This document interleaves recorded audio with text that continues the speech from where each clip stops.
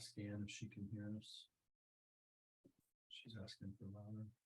And can you hear me okay? Okay, great. On test. Can you all hear me, Damon, speaking okay? How's the volume? Good. Awesome. Thanks, Guy. Great. I don't know what's going wrong with my video, Patricia. It's, Oh, it's doing crazy things. Look at yeah, that. I left and came back in and it's doing it again. So I might join from my iPad or something. I'm gonna leave again. Patricia, yeah, it might be, I don't know if you're on one laptop or if you're using a separate screen or a separate camera. No, I'm just using a desktop that's all in one. Got you. You might check so it has the camera built into the monitor. Yes. Okay. It might be the connection from the monitor to the tower. Oh, good thinking. Yeah. Okay. Making sure that's good and tight. All right. Thank you. I'll check out and come back. Okay. All right, welcome everyone. Let's take a couple of breaths together as we settle in.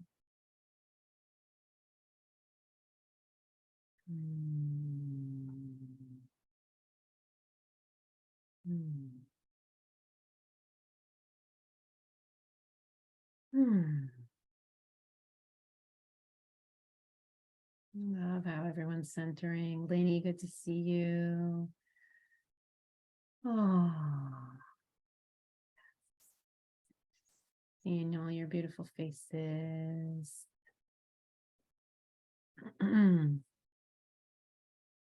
Okay, welcome to day 2. Gonna do a little bit of intro, and then I'd love to hear from some of you about your week and what you've been contemplating. I'm just gonna start with a quote from Ram Dass. We're all just walking each other home. We're all just walking each other home. So we have our candle lit here, and hopefully you have your candles. We have flowers in the room, ceremonial space. I'm gonna paste the link here for the resource page on my website so that it's right up here at the top. Although I hate when it does that. It does like it saves it as like a, there we go. Okay. Great. I love this image of the leaves at different phases. None less important or more important than the previous stage. I will share this again at the end, but I just wanted to say that I did choose the dates for the next one this year of this class, the end of life paperwork and planning. It's August 20th and 27th. I want a lot going on this year, so it's not going to happen again until August. So if you all want to take it again, you're welcome to sign up for it, or feel free to share with loved ones if you want. It's a good way to get people in your life to be on the same page with death literacy, is to have them take this class. And then this internal preparation for death that I teach with my friend Mary Lane is happening 4 weeks starting on February 19th, so next month. So these were the suggested homework assignments. You might have seen in the email that I sent that I updated the checklist, and I appreciate many of you who were prompting last week to have it be structured in a slightly different way. And I really love how it's structured in by the wish and then by the section. There's 3 pages now instead of 2. So hopefully that new checklist can serve you even better than the last one. So playing the Go Wish game, talking to your family and friends, talking to possible healthcare agents, contemplating wish 1 and 2, reading, researching, listening, gathering information, getting with your buddy, and working with your checklist. So I'm gonna stop sharing my screen so we can just do a couple of shares. Anybody want to share about their week and particularly about any of those homework pieces? Inspire us or get support from us about your process. Rima, you're muted, love. Okay, there. Yeah. I had a very busy week with this. And it wasn't all, writing stuff out. There was so much of it in here. And I watched a lot of videos that were in your recommendations and spent a lot of time with VSED. You follow one lead and you wind up hours later with so much new information, but I just feel so empowered. And I wanted to tell you that I've always had a real comfortable relationship with death. I death doulaed my own father and then did a home burial. And that was just 20 years ago. So this was revolutionary. And I kind of thought it up myself. So I kind of feel like I have an aptitude for it, but there was so much stuff that I still have to learn. And I'm really grateful for this. I get moved saying that because it's helped me hugely. Could I say one thing about the main thing that came to me in the course of all this stuff I was turning over? It all of a sudden hit me that what I've done so far with paperwork with my daughter, I only have one child, about the way I wanted the end of my life to look and unfold. And I had done that a year ago with her, but nowhere near where I really need to be with it. But nonetheless, it's always been about me. And it all of a sudden hit me. She has a very different set of beliefs. I mean, I'm not Christian. She's Christian. She's very conservative. I am not. And I kind of got the intuition that I needed to reach out to her and see what she wants to see, which is something I've never done with this. Great. Thank you so much. Yeah. And I think that might be my takeaway from this whole week. Yeah, the takeaway being that when we reach out to people that they may have different worldviews and we may also want to see where they're coming from in terms of death. Yeah. And after I die, it's about what makes her feel good, not me anymore. Right. Thank you. So what Rima was referring to when she said VSED, we touched on that a little bit last week. It's called the voluntary stopping of eating and drinking. VSED, voluntary stopping of eating and drinking. And there's some at the very bottom of that resource page, there's some links there. And I think what Rima was saying is like she picked one link and then she sort of went down the rabbit hole of all the resources out there. So I love that. I love my favorite takeaway from your share, Rima, is feeling empowered, because that's really what this is about. And, sometimes we can go to lawyers who give us a whole packet and a template, where we get the healthcare directive or the after body stuff and then the financial stuff, and we just fill it out quickly and we don't have much of a relationship to it. And there's nothing wrong with that, but we just aren't very intimate with the process. We aren't very intimate with our own desires. And I think that what this course does, especially as we're doing it in community and getting to hear from each other, is we start to really deepen with this information and explore it for ourselves. And then you'd be surprised that people start coming to you to talk about death and that you're more literate about it, you're more comfortable with it, and you can advise them, hey, there's this thing called 5 wishes. Hey, check out this conservation burial, whatever it is that they're looking for. So now you can be an ambassador of sorts to sort of the conscious dying world. I love seeing everybody's kitties. Robin's kitty and Joe's kitty. Somebody had a Siamese there. Yeah, Joan, I see your hand, and then let's go to Peggy after that. Go ahead. Okay. I went through the list. I love the Go Wish game.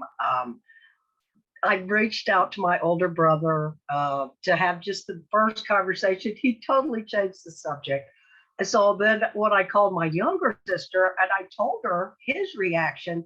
She listened patiently. And then after about 10 minutes, she said, Joan, can this be enough about the living will for today's conversation? And I said, yes, that's all I'm asking is for. Because I feel like Rima, I came to change my healthcare power of attorney.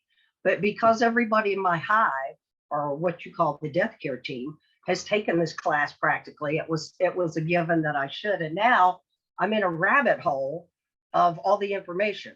And I'll tell you a couple of things that I really enjoyed under your resource list. They were under the video talks. The one that was the most telling to me was the bitter end on medical doctors and their end of life choices. They're not going to do any of this stuff, folks. And there was also a little blurb on CNN today. That kind of thing I take to heart because those people are deep in the wormhole and they know the other side of it that we never see. Right. And I'm a big Brene Brown fan. I loved her David Kessler interview. So yeah, that was a lot. I'm still working my way through the resource list, but Yeah. I think the bitter end was that Radio Lab that I was sort of misnaming it as 9 out of 10 doctors. But yeah, I think it's called the bitter end. And in that Radio Lab episode, they talk about how 9 out of 10 doctors are like, don't do anything invasive. Right. Right. the whole Yeah. 9 yards. And that's something recently was on CNN too. A Got little it, yeah. blurb, they talked to him, a doctor, he's 65 now. He said he's going to give up everything when he's 75. Longevity's on his side because of his family genes, but he said, I'm not going to do screenings. I'm not going to worry about it. If I'm still doing well at 75, great, but I'm not going to be engaged with the medical system. And I thought that's so interesting. So, Yeah. anyway, Hospitals, that was- you know, that was most- mine. Thank you. Most doctors are actually refusing a lot of these things that we're contemplating. Do we want to do or not? Thank you, Joan. Yeah, thank you.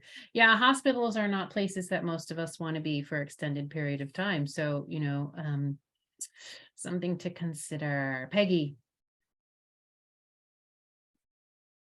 You're muted, love. You took your hand down, but yeah, there you go. My sister had a 7-year-old child with leukemia at the same time her husband had optical cancer. So if anybody's been through the medical system, she has. And so I called and talked to her a long time about it. And I think really what flipped me last week was coming from what is the paperwork I need to do is how does that affect my children and who can do what, and thinking about that. And also too, my sister was like, you know what, there's being in the hospital and being in hospice, and those are going to be two different things. You're going to have people reacting to you two different ways. And the whole voluntary eating and drinking, you know, I've told my kids forever, I was like, put me in an apartment and let me starve to death. And they're like, we can't do that. And I'm like, I know you can't, but this is the version of that. So This is the version of that, right? There's some mitigating reasons why that can and can't work, but yeah, thank you. So let's do one more share, and I want to hear from all of you. Just a quick raise of hands. How many people got with their buddy this week? How many people talked? Oh God, I love y'all. Look, that's so many. It's most of you. I love it. I love it, love it, love it. Keep that buddy piece alive. So Larry, I heard you wanted to share. Let's have that be the last share, and then we'll take more shares later. Larry, are you able to unmute? Yes, I did. Okay, great. Thank you. So I was not at last week's session, as you may know, I'm in transition from West Virginia to here, and just couldn't get here. But I wanted you to know I've looked over all the paperwork. I'm very much in line with it. I've actually been working on this process for many years. My wife and I had worked on this together before her passing a year and a half ago, June. and worked on some of it with my parents, who both passed in 2018. And I thought I had a pretty good handle on this, but it's obvious that, what we're doing here with this class takes this to a whole new level. And I'm really excited to be on board with this. So thank you. I appreciate your Thank doing you. this. So glad you're here. Thank you.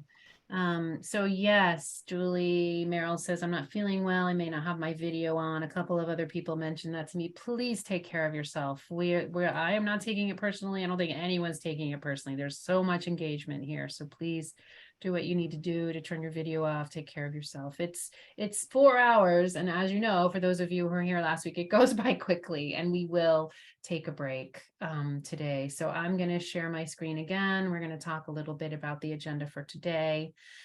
So this is our welcome back. And we're going to be doing wishes 3, 4, and 5 here fairly shortly. We're going to do the signature notarization and then celebrate the finishing of the 5 wishes, or at least the finishing on this level. We're going to do the advanced care for dementia, a couple of other forms. Redundancy is really important in end of life paperwork. We're going to take a break, and then we have these after death options, financial options, building deaf literate community, and coming back to our end of life checklist, and hopefully there'll be a little time to drop in with buddies if Damon can figure that whole setup out. So yes, here we go. I think, the reason we take our time in the first part and really dive into wish 1 and wish 2 is because they're the most complex wishes, that who we want to be our healthcare agent and what we want or don't want done while we're still living. And then you start to get a sense of the process of how to feel and think and be with these questions, and how complex they are, and how to have conversations with loved ones. And so as we go into this other paperwork, they're sort of, in some ways, they're add-ons. They're not as weighty as wish 1 and 2. So we're going to move through these a little bit quicker. And to remind us again that the 5 wishes is a universal international template, and they do their best to touch all of the bases. If this is the only thing someone fills out, they have some literacy with this whole process. And it may not, this is why I really weigh heavily on the addendum, because not everything here in wish 3, 4, and 5 really resonate with me. But again, redundancy in paperwork is going to be the name of the game. We're going to have multiple ways to say these things. So I would love to do that calling on people to read again. And if that's not your cup of tea, just go ahead and pass. That's fine. So who I see on my first screen here that I don't think read last week is Scott. Would you be willing to read, Scott, that italicized across the top there? And do you have a booklet with you? Okay, because that, if you're trying to read it from the screen, it's just not clear enough. Do you have one of these booklets? I'm having a hard time reading it. Okay, yeah, let me call on someone else. That's totally fine. Thank you. Ellen,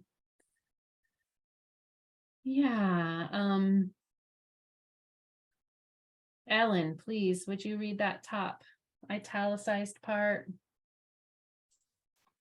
Okay, we're talking about the next 3 wishes deal with my personal on the top. Yeah, it's on page 8 for me. Yep. Top. Okay. The next 3 wishes deal with my personal, spiritual, and emotional wishes. They are important to me. I want to be treated with dignity near the end of my life. So I would like people to do the things written in wishes 3, 4, and 5 when they can be done. I understand that my family, my doctors, and other healthcare professionals, providers, my friends and others may not be able to do these things or are not required by law to do these things. I do not expect the following wishes to place new or added legal duties on my doctors or other health care providers. I also do not expect these wishes to excuse my doctor or other health care providers from giving me the proper care asked for by law. Thank you so much. Alice Elliott, would you, and I know there's two of you there, do you feel comfortable reading the next section, wish 3, my wish for how comfortable I want to be? And maybe you can read the left-hand column and your other person that's in the room can read the right-hand column. Do you want to read? You should read it. Okay. He doesn't want to read, but I Okay. will. Great, thank you. My wish for how comfortable I want to be. Please cross out anything that you don't agree with. I do not want to be in pain. I want my doctor to give me enough medicine to relieve my pain, even if it means that I will be drowsy or sleep more than I would otherwise. If I show signs of depression, nausea, shortness of breath, or hallucinations, I want my caregivers to do whatever they can to help me. I wish to have a cool, moist cloth put on my head if I have a fever. I want my lips and mouth kept moist to stop dryness. I wish to have warm baths often. I wish to be kept fresh and clean at all times. I wish to be massaged with warm oils as often as I can be. I wish to have my favorite music played when possible until my time of death. I wish to have personal care like shaving, nail clipping, hair brushing, and teeth brushing as long as they do not cause me pain or discomfort. I wish to have religious readings and well-loved poems read aloud when I am near death. I wish to know about options for hospice care to provide medical, emotional, and spiritual care for me and my loved ones. Thank you so much. Thank you, thank you, thank you. So I'm going to refer to the addendum because we touched on the addendum last week, and I'll just say that wishes 3, 4, and 5 for me were very ripe for addendum stuff. There was a lot of things that here that I either didn't resonate with or don't really care about, but there's other things I really do care very much about. And I put in here the kinds of foods that I like and don't like. I put in here that nature connection is really important to me. So if there could be open windows and access to seeing the sky, if I'm incapacitated, or being able to go outside. Something that makes me crazy is having like bed sheets that are tucked around my feet. And I was like, I can't have that. So I put that in wish 3, like, don't do those hospital corner tucky bed sheet things. That'll make me crazy. I listed the kind of music that I like and don't like, and particularly like do not have a television with commercials on around me. That's just not what I want to be having towards the end of my life. And suggestions for putting an altar in the space where I might have some sacred objects and things that are important to me. Might even list books of poetry that you are interested in. And then I said, don't put cosmetics on my body, you know, before or after death. So those are just some of the things that were important to me. You can take, you know, as with the addendum, you have full access to take my addendum and, you know, use anything that's in there, change it for your own language, use it as is, however you want. But this is really, you know, wish 3 is not going to come into play so much with, you know, hospital caregivers. It's really going to be for your family, for your loved ones, how they set your space up, probably more so. So, you know, but specifying our wishes helps guide people, and that's just invaluable, you know, at these times. So putting what you like and what you don't like, how you want to be comfortable, and what's not comfortable to you, because what's comfortable to me may not be what's comfortable to other people. Any thoughts, any questions, any comments about wish 3? Just to confirm. I'm sorry, go ahead. Hold on a second. Just to confirm, Lee, that your addendum page is on the resource page? Yeah, so the addendum is on my end of life resource page. You can get a Word copy there, a Google Doc copy, I think, if certainly a PDF, but if you get it in Word, then you can pull it into whatever word like, text editor that you like, and you can just like erase a bunch of stuff and keep a bunch of stuff or copy and paste a bunch of stuff.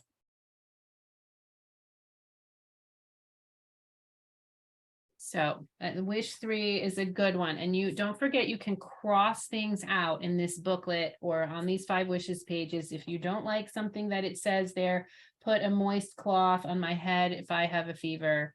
I don't feel particularly drawn to that, so I might just cross that off. Or we can make additional comments in here. You can, although there's not a whole lot of room here on this page. And so that's why I do the addendum. So I can get as lengthy and wordy as I want to get. Okay. Great. So give this some thought, give this some thought. Again, when you have conversations about this, it might, jog some ideas. Okay. Great. Any other thoughts, comments about wish 3? More kitties. Oh my goodness. Okay, let's move to wish 4. Amy Elliott, would you be up for reading wish 4? Okay, sorry, I get, oh, if you It's don't on want, I page- gotta find the page, so, if you wanna Sure. go to somebody else, that's okay too. That's fine. For me, it's on page 8. It might be, depends on the version of the 5 wishes that you have, but it's on the bottom of page 8. Yeah, I have notes in between, it's, okay, wish 4, sorry about that. Okay. Okay, wish 4. My wish for how I want people to treat me. And then it says, please cross out anything you don't agree with. I wish to have people with me when possible. I want someone to be with me when it seems that death may come at any time.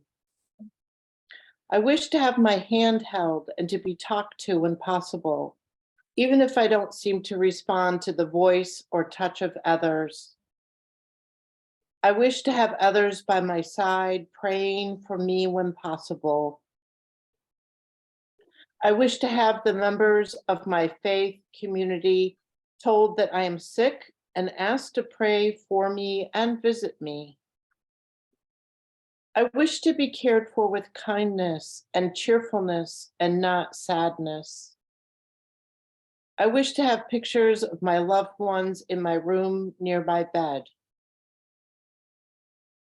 If I am not able to control my bowel or bladder functions, I wish for my clothes and bed linens to be kept clean and for them to be changed as soon as they can be if they have been soiled.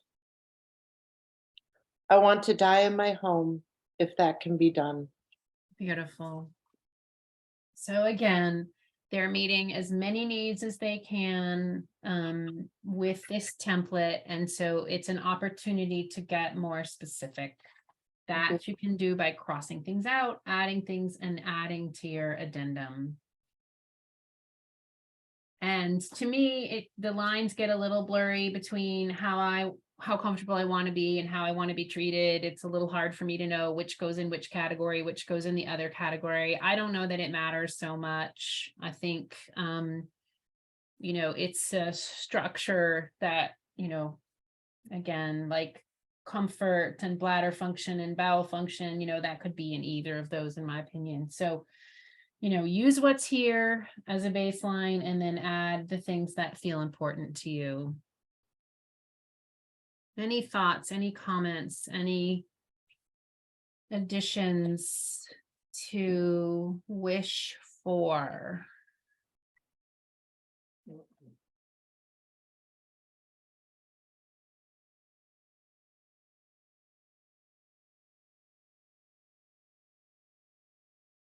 Okay, you might want to go over to your checklist if you have it handy and make comments, any thoughts that are emerging for you on wish 3 or wish 4, jotting down some notes. If you have the new checklist that has a section for each of the wishes. Hey, Lee, One question. if I can I may. ask a question?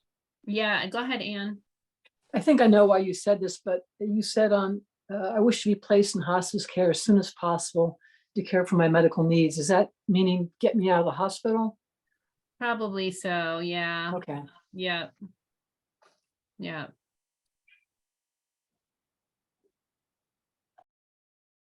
Larry, did you have a question? Yes, I did not see anywhere, and maybe I missed it, and I don't know if it applies in this section or somewhere else, about a catheter. Yeah, you That missed last can- week, love. That was all under wish 2. So you can go back and listen to the recording. We're not gonna go back there today. Okay, thank you. Yeah. Those were all medical treatments or life supporting measures. So you can, hear what we talked about in the recording. All right. Okay, wish 5. Who feels up for reading? Since I don't remember who's read and who hasn't read. Robin, would love for you to read. Thank you. Wish 5. Wish 5. Are we skipped? Did we do wish 4? We just did wish 4. Yeah. Okay. Okay. Oh yeah, we did. Got it. Wish 5. My wish for what I want my loved ones to know. Please cross out anything you don't agree with. I wish to have my family and friends know that I love them. I wish to be forgiven for the times I have hurt my family, friends, and others. I wish to have my family, friends, and others know that I forgive them for when they may have hurt me in my life. I wish for my family and friends to know that I do not fear death itself. I think it is not the end, but a new beginning for me. I wish for all of my family members to make peace with each other before my death, if they can. I wish for my family and friends to think about what I was like before I became seriously ill. I want them to remember me in this way after my death. I wish for my family and friends and caregivers to respect my wishes, even if they don't agree with them. I wish for my family and friends to look at my dying as a time of personal growth for everyone, including me. This will help me live a meaningful life in my final days. I wish for my family and friends to get counseling if they have trouble with my death. I want memories of my life to give them joy and not sorrow. After my death, I would like my body to be Circle 1, buried or cremated. My body or remains should be put in the following location. The following person knows my funeral wishes. Yes, thank you. And then there's these 3 pieces underneath. For those of us in the booklet that at least that I have, it's page 9. And if anyone asks how I want to be remembered, please say the following. If there is to be a memorial service, I wish for the service to include the following, and please use the space below for any other wishes. So I sort of see wish 3, 4, and 5 as these umbrella sort of summary overview, big picture, and then we will be using other forms to sort of get specific about some of these pieces. But you can start to see the flavor of wish 5 as you can imagine interacting with, Rima or someone who checked in this morning of like, my brother was like, please don't talk to me about this. That this might be a beautiful and brief introduction to how you might be suggesting, inviting, encouraging them to hold your death. So obviously it's not a lecture and it's not, a book, but it's like saying some pieces here that probably many of us could agree with, which is, I don't fear death. Please get yourself support if this is a struggle for you. Think about how much you loved me and not so much that I'm sick. So, please feel free to make this your own. Make this your own flavor. And that's sort of what I did in wish 5 in my addendum, where I said, everyone has the right to a good death. Here are some of my spiritual practices. Here's what's important to me. As I sort of transition, I have to really update this. So much has changed for me in just the years that since I've done this. I would love for my body to be in vigil and lie in state for 3 days, and I have that in another form as well. So, you know, you start to get the flavor of like, you can really bring your signature to this, your authenticity, your voice, your flavor here. And I think the 5 Wishes does a really great job of sort of like kicking us off, and then we get to make it really even more our own.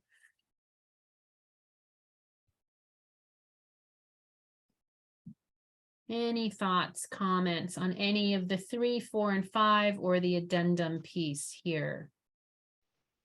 These seem easy after tackling wish 1 and wish 2, don't they? Yes. Lee, I do have a question, if I may. Sure. Okay. In the checklist, it mentions composting. I don't see that in section 5.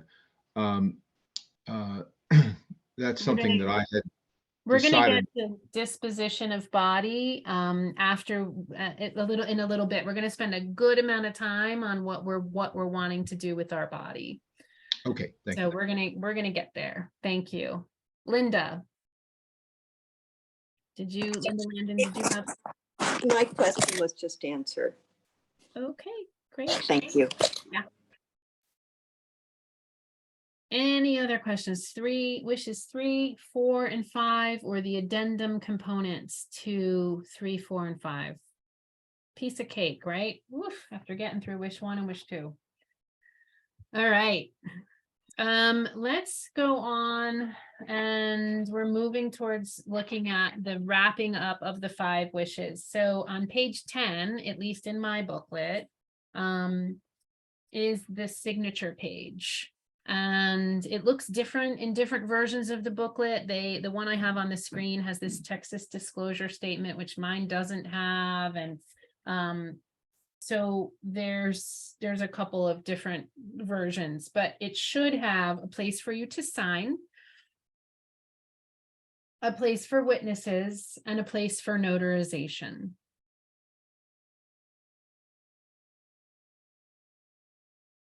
So a place to sign, a place for witnesses, and a place for notarization. And you want to wait to sign it until you're in front of the notary. And so I just like took all my paperwork and literally brought it to the bank. I was like, here, it doesn't really matter what the content is. The notary is not looking at the content. They're just making sure that who signs the document is who is the person in front of them. So you have to produce an ID, and they don't care what's in the document. It's irrelevant to them. They just need to make sure that you are the person signing it. You sign it in front of them. Bank tellers or whoever else is in the bank office, some bank customer can be a witness.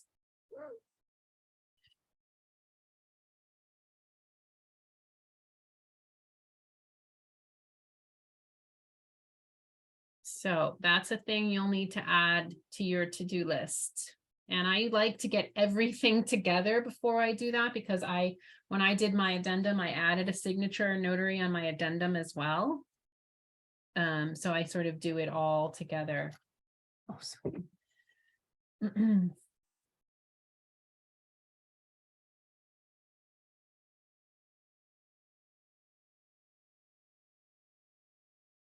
So can someone navigate to page 11, and if you're willing to read the section that says what to do after you complete your 5 wishes?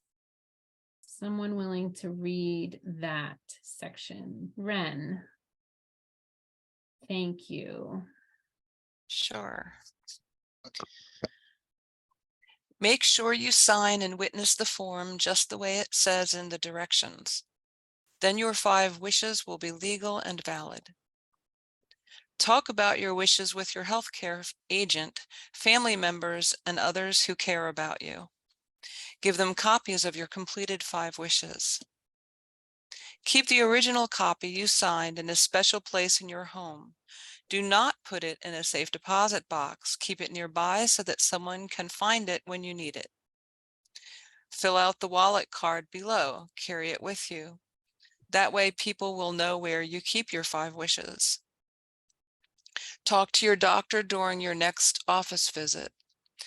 Give the doctor a copy of your 5 wishes. Make sure it is put in your medical record. Be sure your doctor understands your wishes and is willing to follow them.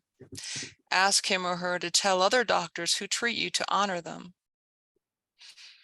If you are admitted to a hospital or nursing home, take a copy of your 5 wishes with you. Ask that it be put into your medical record. I have given the following people copies of my completed 5 wishes.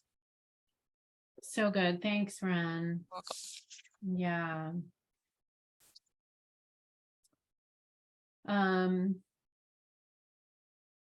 There's some things about Wisconsin residents here and the residents of other states. And then it sort of says in italics that it's not meant to give you legal advice. And laws change, which is just true. So let me stop sharing here so we can see each other. The little part at the bottom is the wallet card. You know, I'm not sure how effective that is, but sure, you know, I think it's fine to print, to cut that out and keep it. The standard process of storing these documents, interestingly enough, is do not lock them in a safe. Do not do that, because if people don't know how to get into your safe, they will not know how to then therefore deal with an emergency that's in front of them, right? So the standard practice in the sort of deaf community is to keep them in a plastic sleeve, like one of these little plastic file folders. This one has a little snap on it, but they can be anything, and stick it in your freezer. I know that's bizarre, but super handy. Usually most people have some kind of freezer situation in their kitchen, super accessible right there. And often you can get a magnet that says matters of life and death inside. Because if someone in your life has an emergency and they're in the hospital and you're their healthcare agent and you didn't somehow get a copy of their stuff, where would you go look for it, right? Like, that's a stressful situation. So the whole point of keeping these documents is to make sure they're accessible. Another thing to do that's pretty standard is make sure that what I do is I put all my paperwork in a Google folder and I shared it with all my healthcare agents and my friends and family, right? Full access. So they have access to it. And then I email it. So they have it in the Google Drive and they have it in their email. So this is another way to make sure it's accessible. Some of us would have to search pretty deep to find it, but at least it's there, right? I put everything together for those of you who know how to do this technically. Like, I put every single one of my piece of paperwork and I put it in one PDF so that it's in one document and it's all there. You don't have to do that. You can attach a bunch of different documents. That's fine. But that's the best place to store it, where someone could put their hands on it. Excuse me. Patricia, yeah, go ahead. Just, I think the wallet card, it might only be available in the booklet. I didn't see it in a PDF form. Not sure if anybody knows what page that might be on, if we did, because I didn't see it. Yeah, the booklet, it's on page 11 and the very last page, and the PDF form should have it too, but maybe they phased it out. I'm not sure. Do other folks have a different version where it's not there? I have it. Okay, great. It's at the bottom of the notarization, so you'd have to cut off the page that the notary signs. I Oh, see that's it now. super silly. Page 11. Thank you. Yeah, for me, it's on the facing page, and you'd only cut off the sort of you know, the signature, the address line at the bottom on the back. So Yeah, it occurred to me that digitizing, like, that's not on this list, but that digitizing the thing and sending it around to everyone that way would also be, because not everybody deals with paper anymore, depending on who exactly. you're dealing with. Yeah, and you know, if you have a palliative care doctor or, you know, a patient advocate that we talked about last week, like Karen Sanders, definitely make sure that they get this. If you're in active medical treatment, for something significant, make sure your healthcare providers have access to this. You can make a digital copy and then make sure they get them. And then if you updated something from the past, you want to make sure your healthcare providers get the updated version. So, there's a template letter on my resource page on my website that, has a little cover letter that you can use to send to your doctor. But, most doctors are doing email these days also, so it can be a little less formal.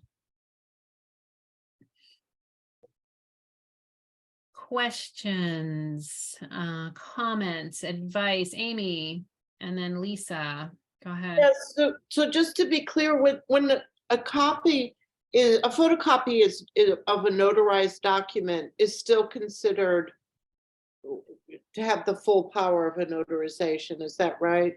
It's a really good question. They use a lot of legal language in this booklet, and I'm not a lawyer and I can't really answer that from a legal perspective. It seems to me that it would be really helpful to have the original. If I'm the healthcare agent and I'm in the hospital and I'm negotiating and they don't know me and I'm not a relative, it would be really nice to have the original. But if all I have is a copy, I'm gonna, do my best to use that. I think that's the best answer I can give you. Ren, do you have thoughts about that? Yeah, well, I was just thinking it might be useful to have several copies, clearly labeled copies in the freezer with the original. So that if there's multiple people involved in your care and someone needs to just grab one, they're not taking the original. Like there's like working copies, I guess, for different people involved in your care, maybe. Yeah, back to the redundancy. Just to make it easy, right? Yeah. Totally. Okay. Lisa, I think I saw your hand. Yeah, I had the same question as Amy, but I also wondered when I went to the resource page, I clicked on some of the links and some of the links, it just came up unable to find the page. And I don't know if they expired or what, but well, thank you for that. I will check them. It's my website and I'm the only one managing it. So sometimes it gets a little out of hand. So I'll go make sure those links are live. Thank you. okay. Yeah. All right, let's just celebrate. We got through the 5 wishes. Now, you might not be ready to take it off to the notary today, but you have a really good sense of what's here and a really good sense of your next steps. So if you want to go over to the checklist and write in any of those pieces that you want to make a note for yourself to follow up with and talk to your buddy about, now is a good time to do that.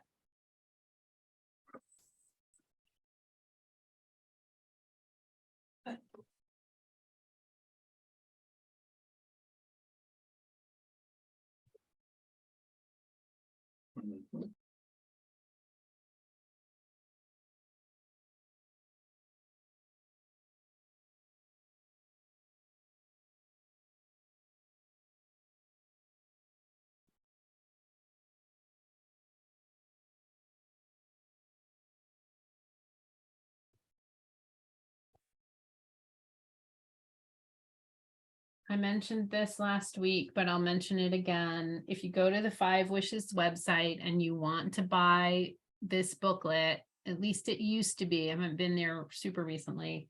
You can buy 1 booklet and it's $5, but you can buy 25 booklets for $25. So if you feel, inspired to be an ambassador for some kind of, conscious death, and want to have some of these around for coworkers or family or friends, or you want to throw a death and dessert party, which I highly encourage, you can have booklets to give out to people and their conversation starters. And it's, as you see, it's quite accessible. This entry into this conversation through the 5 Wishes is a beautifully accessible way to come at it, because people get overwhelmed and glazed over when you start talking about legal documents. And this is, this is a really human scale document. Anne, did you have thoughts? It's a little bit off topic. I did my homework this week and I actually did a healthcare directive power of attorney in 2015. I had to go downtown at the Buncombe County Courthouse and notarize that. Does that make sense to you? No. Like I had to go with my healthcare person. I thought it was kind of weird too. It's kind of like, who's going to take the time to do that? But I did, but never heard of it. It's called a healthcare directive power of attorney. Yeah, we're going to talk about the healthcare power of attorney because I actually encourage everyone to get one. And it's in this camp of redundancy. So we're going to go there, and that is weird. I hadn't heard that. Okay. Thank you though for telling Yep. us. Other thoughts, other celebrations, other comments on the 5 wishes. Congratulations. You have been through the 5 wishes. You are intimate with this document. Ronnie. Unmute.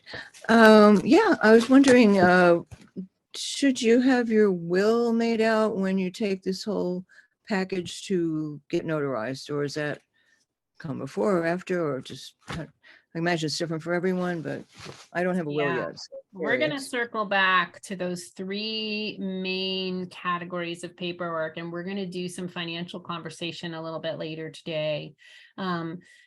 My sense is the perfect is the enemy of the good. And if you have this done and you think you're going to delay on something else, go get it notarized. At least it's done, this part, and then you can tackle the next step when you tackle the next step. But that's completely up to you how you want to handle that. And, getting something complete is better than, everything partially complete, is my sense.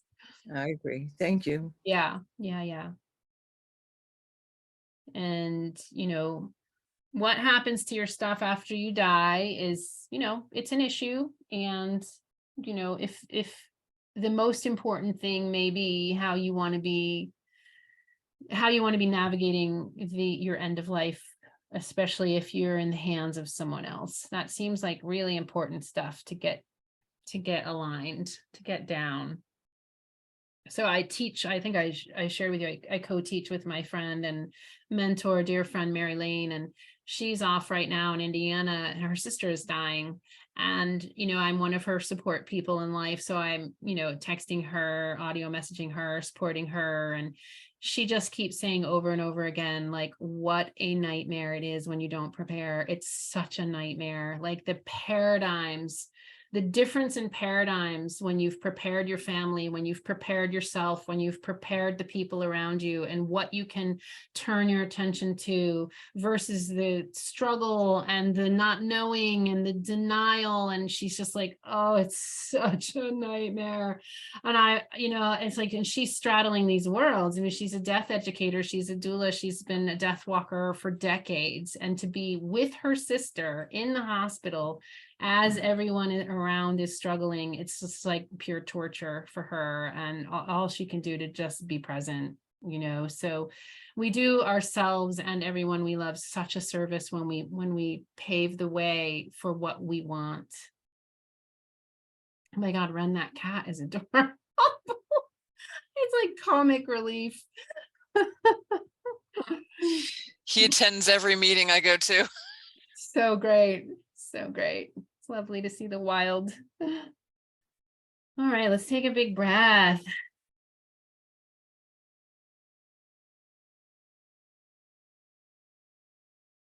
Really, congratulations, y'all. You got through this, and you have so much more relationship with this document, and you can really, really get there. How many people feel they have a good sense that they can see the completion of this document in sight? That they can see completing this document. It's really good. Really, really good. Excellent. One other little tidbit, Lee. Please, Lenny. This is Lenny. I noticed on your new checklist that you had about passwords, leaving some indication of your passwords. And there's something else I wonder if you're familiar with called Good to Go. Mm-mm. It's another booklet, but it's something you wouldn't do before you did the 5 wishes. But part of it is leaving things like passwords for people who are settling your estate and all that. It was written by a young woman who inherited a total mess from her mother. And so she wrote this, you know, for people. Yeah, very good. Thank you. I'll We're put gonna it in, I'll put it in the chat. I love it. Thanks. Thank you so much. And somebody asked me about something and I was supposed to research and didn't, but I think I could probably do it on a break. Does anyone feel the need to do more on this? Or are we feeling ready to move on? If you're feeling ready to move on, just raise your hand here. Okay. I thought that was true. Just sort of wanted to check. Great. Okay. So I'm going to like really rely on your buddy for the completion of your 5 wishes. Really, you know, have a buddy call this coming week. And buddies, if you could be present with each other until you're where you want to be. Maybe each of you just define where you want to be by when, and then really, if you can, support each other. It's so helpful to have an accountability buddy, because even the most organized of us, myself included, I've left this sitting on my counter for 6 months. I swear, the last class I taught was in September, and I've been saying like, since then, I need to get it done. So now I have a buddy. Dame is my buddy, and we're going to hold each other accountable. So it's really helpful. Okay. So this is a Richard Rudd quote. When the human mind imagines the concept of immortality, it does so from within its own limitations. The mind can only conceptualize something within time, so it sees immortality as time that simply stretches into the future forever. True immortality is actually the cessation of time altogether. This is the only way to escape death, to live so entirely within the present moment that death cannot exist. Welcome to the paradox. Julie, did you have a comment, or were you just raising your hand on that last question? Okay. So I want to remind us of the 3 categories of paperwork. So there's the living healthcare, living will, advanced care directives, healthcare power of attorney. All of these words are sort of more or less meaning that who is going to be in charge of your end of life experience while you're still alive. That's that first category of paperwork. Also DNR and most, we're going to go there soon. The next category of paperwork is after death care. What do you want done with your physical body when you're no longer in it? And the third category of paperwork is all this financial stuff, which we're going to touch on. So, healthcare power of attorney or medical power of attorney. You might hear it said by a lawyer or someone in the know or someone at the hospital that they don't deal with the 5 wishes. It's a little too woo-woo for them, or it's too complex, or it's too long, or they don't want to read it all. That is sometimes what happens. Basically what the healthcare power of attorney does is it's a standalone form that is dealing with wish 1. Basically, who do you want your healthcare agent to be? It's the same. Healthcare agent means the same thing as healthcare power of attorney. It means the same thing. I'm going to put this in the chat. Damon, can you check and see if this link is still active? Does it do that? I don't understand why it does that. It's got both. I'm not sure why it's done. Why does it make an image anyway? I'm not sure. Yeah, it's it's weird. PDF just came up. Okay, great. All right, so here's a North Carolina medical power of attorney form. If you're not in North Carolina, just do a Google search or a DuckDuckGo search or whatever browser you use and search for a healthcare power of attorney for your state. And this is where I'm talking about redundancies. Sometimes medical institutions just want to see one quick piece of paper. They don't want to rifle through a booklet. They don't want to hear about your how comfortable you want to be. They don't want to talk about wish 5 in the same breath as wish 1. They just want to know who is responsible for making decisions for you. So I like to have this form also filled out. It's simpler if you've already gone through wish one in the 5 wishes and you have your sense of who you'd like to be, then you can easily just transfer that over to this form. But I would definitely have one. And what Anne was saying is she had to go someplace special to get it notarized. I had not heard that. So if anybody has that experience, this isn't actually 1 page. This is actually 6 pages, but it's a lot of legal conversation in here. And you might be able to find a simpler one, a healthcare power of attorney or a medical power of attorney. This is like, yeah, you might be able to find a simpler one than this. But many of these things should be familiar to you, having gone through the basic ideas of living will stuff. And you can just, hopefully not get too overwhelmed by the legal stuff and just, I would have it as a redundant document.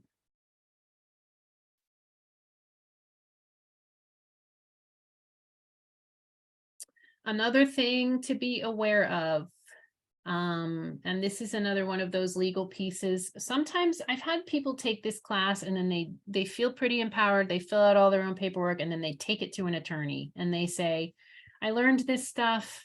I want you to look over my paperwork and I want you to advise me on anything I need to add, anything I need to change. And I love that. I love that approach because it gives both, and it gives the empowerment and the sort of intimacy with the process, the understanding of the process, and it also involves a lawyer who can look it over. Plenty of lawyers won't do that. They have their forms, their templates, they do it their way, and they won't do that.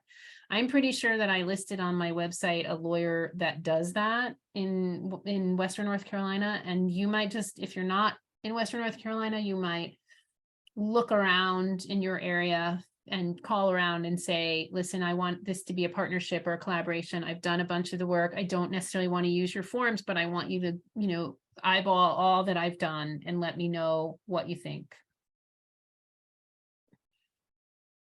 HIPAA and medical release. Somebody who's in the medical world might know more about this. HIPAA is very confusing, and it's basically trying to protect us so that our medical information doesn't get in the wrong hands, it doesn't get sold, and it doesn't give to people who are out for nefarious means. So there's all kinds of things in place, and there's really hefty fines and violations for institutions who disregard or fail to comply with HIPAA. So getting information sometimes about somebody's medical condition can be tricky. I have not filled out HIPAA forms and kept them in my paperwork, but I know other people who have. I'm gonna put a couple of links here, and I think that I have some HIPAA. I think I have some HIPAA stuff on my resource page. Basically, if you are someone's healthcare power of attorney, that should give you the right to medical information and access. But if you wanted to be extra sure that your healthcare agent has access to your medical information, you could also be, inquiring about HIPAA forms. Usually when you go for some kind of surgery or you get admitted to the hospital or other things, there's all kinds of HIPAA compliant stuff that you have to sign. Does anybody want to add anything to this that might know more about HIPAA than I do? Peggy, do you have thoughts on this? No, I just had a question. Is there any kind of like pocket card that can say my healthcare person is so-and-so? So you could just have that where, you don't have to dig for that. Yeah. Well, the pocket card that's in the 5 wishes does have that. Okay. The wallet card, you cut it out and you put it in. Okay. The thing about that, and we've touched on this, the thing about that is that if you are in an accident and the ambulance shows up, they're not going to be looking in your wallet for a 5 wishes card. They're going to be like doing whatever they can to treat you in that moment, you know, and we're going to get to the do not resuscitate stuff, and it's sort of complex. It's complex. But yes, it's great to have it in there. All right, any other input on HIPAA or medical release forms? Anybody have any brilliance to add to that conversation? Rima, do you have thoughts on that? I don't know if it's brilliant or not, but the healthcare power of attorney, I filled out a standardized one in 2020. I went to my bank and had it notarized. I guess you can't see me, but anyway, and it's a bit complicated, and there's a lot of places where you have to initial it, and my daughter and I kind of struggled through it, but you don't have to go some special place. This is okay, you don't have to go to a special place. That was my local Polk County bank where I had it notarized. Excellent, excellent, excellent. Okay, well, we have some different experiences here, and sometimes it's all about what the person telling us has in their minds too. Yeah.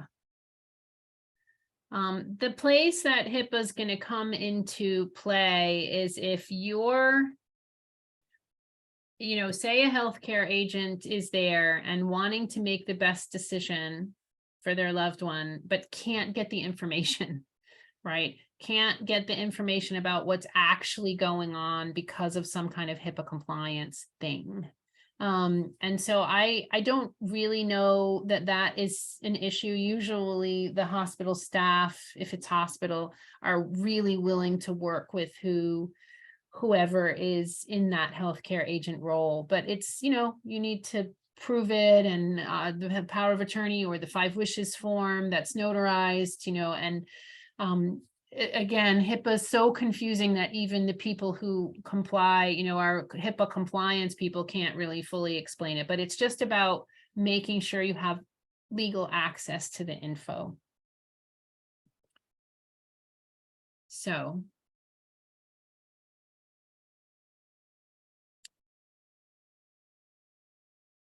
Okay, Rima, I see your hand. Do you have something else you want to share about that? I wanted to just actually ask if this would be a good idea. What if you had the card in your wallet? I have a little, you know, card holder thing that has my insurance card and some other little identification information in there. It could be in that card, a little folder thing in my purse, but also, what if you had copies of these things in your glove box? If you Sure. had an accident. Again, redundancy is a good thing. I think any of those creative ideas.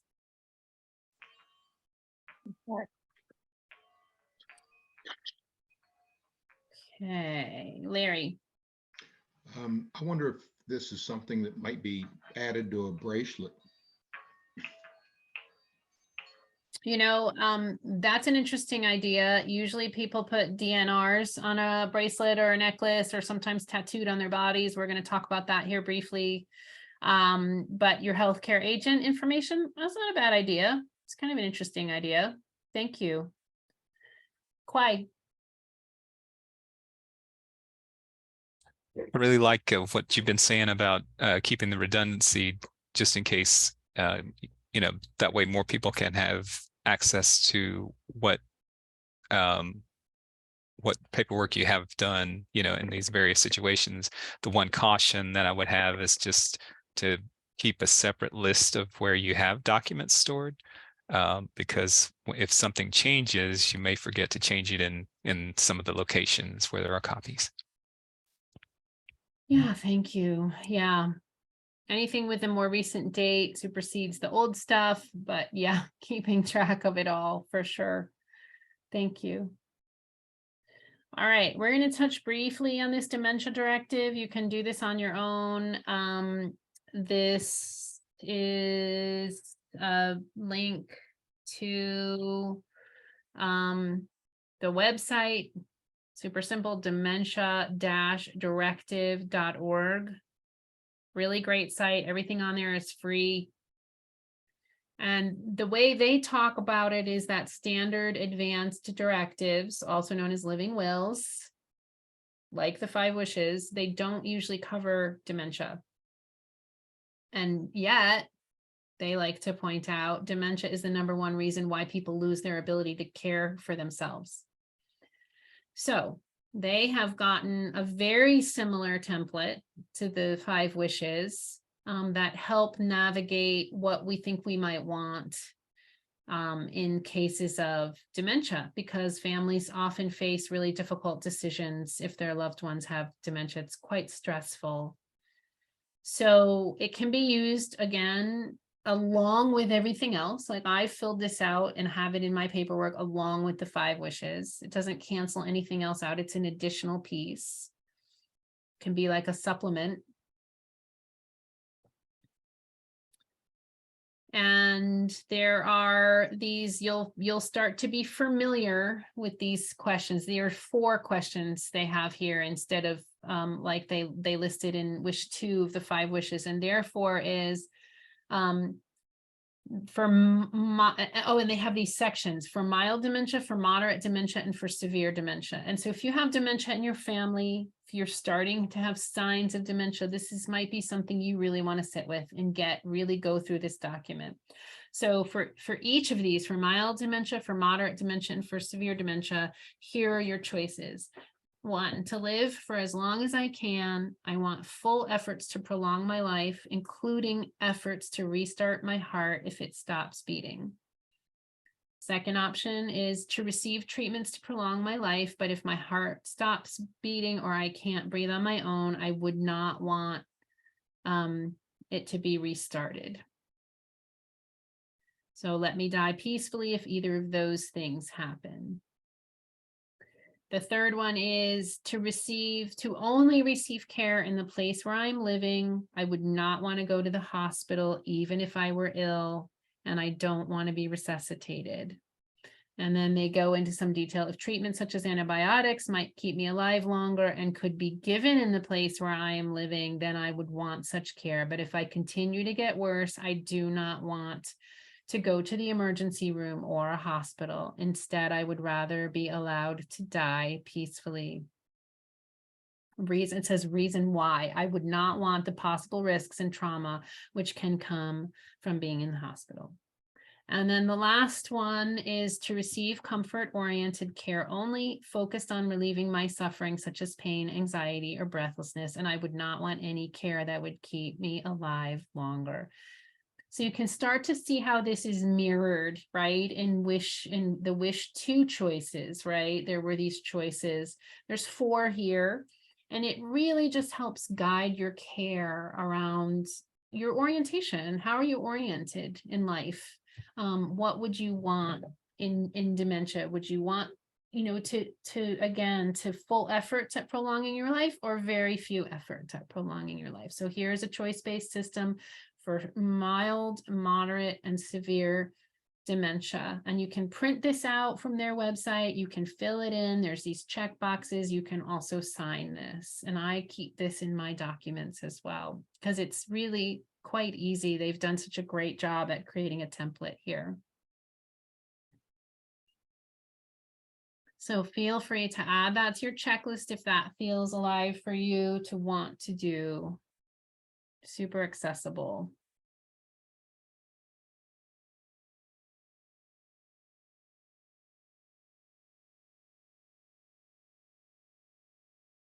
Let me ask this question now, because we have a few more slides to talk about, but do folks, before we take a break at 4, do folks want a little bit of time with their buddies? Does that feel of interest to folks before we go on break? Raise your hand if that's true. Not seeing many hands. Okay, maybe we'll just do a breakout, and it doesn't matter if it's with the buddies, and we can just get up to speed on stuff. Okay. Hi, Linda. Do you have thoughts? You're on mute, love. So question, you were talking about the, I guess it's called the Advanced Healthcare Directive or whatever it's called in North Carolina, and the 5 wishes. Didn't we say last week that if you do one, it revokes the other, or you can have both? You can have both. Okay. If you have 2 5 wishes and one is dated older and one is dated newer, the newer one. Now, if you have 2 documents, if you have a medical power of attorney and you have 5 wishes and they have 2 different healthcare agents on there, that will be confusing, and they will take the one with, generally speaking, it's the one with the newer date.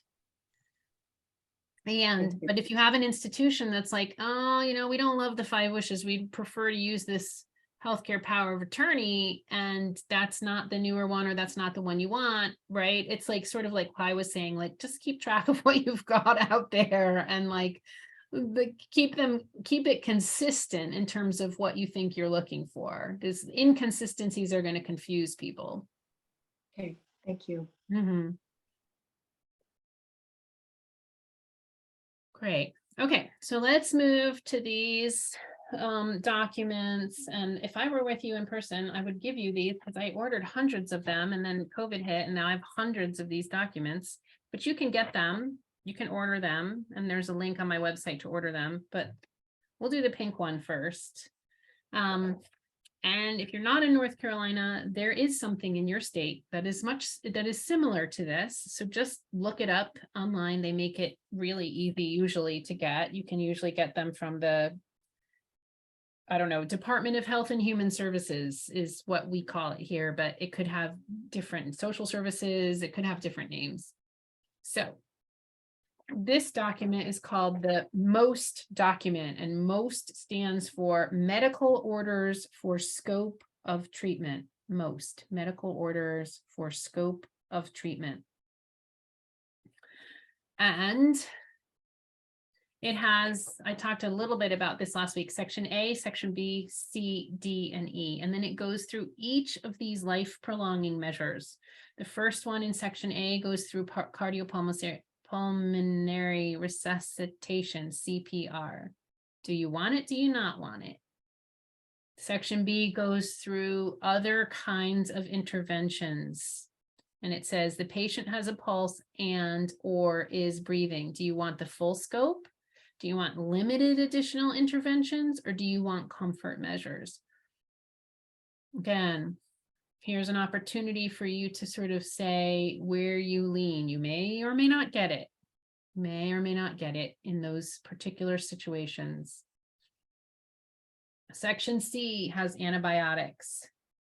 Do you want them? Do you not want them? Section D, medically administered fluids and nutrition. Jojo was sort of asking about this last week, like how do we separate these out? And here's the form that sort of does a more fine separation out. And then Section E talks about who made this decision, right? I discussed this with and agreed to this with the patient, with the patient's parents or children, and then it has the doctor's signature. It can be an MD, it can be a DO, it can be a PA, or it can be an NP. PA is a physician's assistant and an NP is a nurse practitioner. So you can have that, and then you'll see on the back it has some directions. And then at the bottom, it has a review date. So if someone's in the hospital a lot or getting a lot of treatment, they'll just like, you know, they'll just update it. They'll say, okay, this patient was in 2 months ago. Here they are back again for another surgery. We reviewed this. Everything's still the same. We're going to sign this. And there's no change on the form. So, you know, some people are in pretty constant medical care, you know, of the sort of high intensity sort. And so the reason that this is a fluorescent pink color is that they can put it in the hospital chart A lot of these hospital charts are digital now, but it used to be with paper that this would really stand out, right? This is an important document, and these are the patient's wishes. So I love the redundancy of this. This is something the hospitals love, because then they don't have to sort through your addendum or your 5 wishes. It's super accessible and simple. There's really not a reason so much to fill this out and get it signed by your doctor unless you're in some kind of active treatment for something. Like most of us going about our day-to-day lives and have an annual physical or don't even see a doctor really wouldn't have an opportunity to fill this form out. But one thing you can do is fill it out, even if you don't get it signed, and keep it with your paperwork so that at least can inform whoever is in your life that's trying to navigate your care, if you unexpectedly end up in some kind of end-of-life care. Sally, did you have thoughts or comments, questions? Yes. What happens if you go to a different state? So, you live in New Jersey, you have all your paperwork done in New Jersey, but for whatever reason, you're in Pennsylvania when you die. That's a great question. Yeah. I was going to say, if you're moving to a different state, I would fill out that new state's forms, but I hear what you're saying. Like, you live in New Jersey, but you're commuting to Pennsylvania and you die there, or you get into an accident or something happens there. That's a really good question. I would hope that the medical professionals in that state would have that take that into some kind of context, and that your due diligence for all of these paperwork would somehow transfer in those contexts. But I really don't know the answer to that. Has anybody ever been in a situation like that? I think it sort of depends on whose hands you end up in. Oh, okay. Sharman, do you have thoughts about that? Yeah, I work with the National Post team and with the Washington Post team. And for the most part, regional areas like the Northwest and northern Western states have reciprocity agreements. Some of the state post-like forms can have things on them that are not considered like certified, endorsed.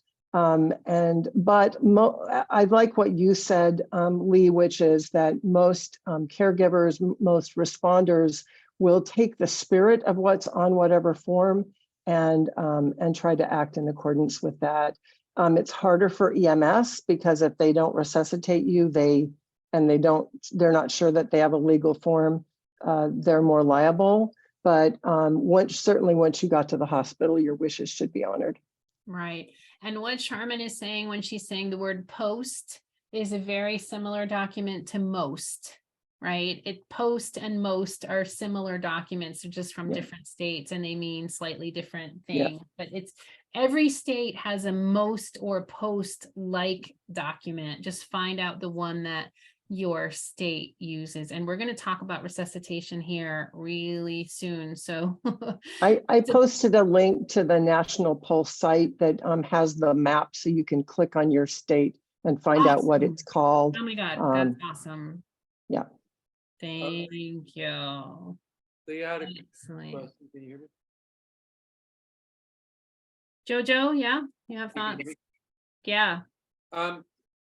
Can you just said you may be doing this in a moment, so maybe that's what we're going to, but I'd love to learn a little bit about, so part of the reason for these documents is that the immediacy of these decisions doesn't always fall in the hands of the healthcare proxy or the health agent. So like in my mother's case, she's 88, she lives in housing for the elderly, in her own apartment, and these documents are on the, some DNR documents on the fridge. Now, if she's in her bedroom and she needs to be resuscitated, they ain't going to look at those documents first. They're going to resuscitate her, take her to the hospital, and then realize she didn't want to be resuscitated. Yeah, I mean, this is my next slide. This is my next slide. Okay, perfect. But is there any other aspects of this document that you can discuss how to not just do not resuscitate, but how to get you know, you said put it in your freezer. Well, she has it on her fridge, but her fridge is not what they see on. Like, do people hang these on their doors and stuff?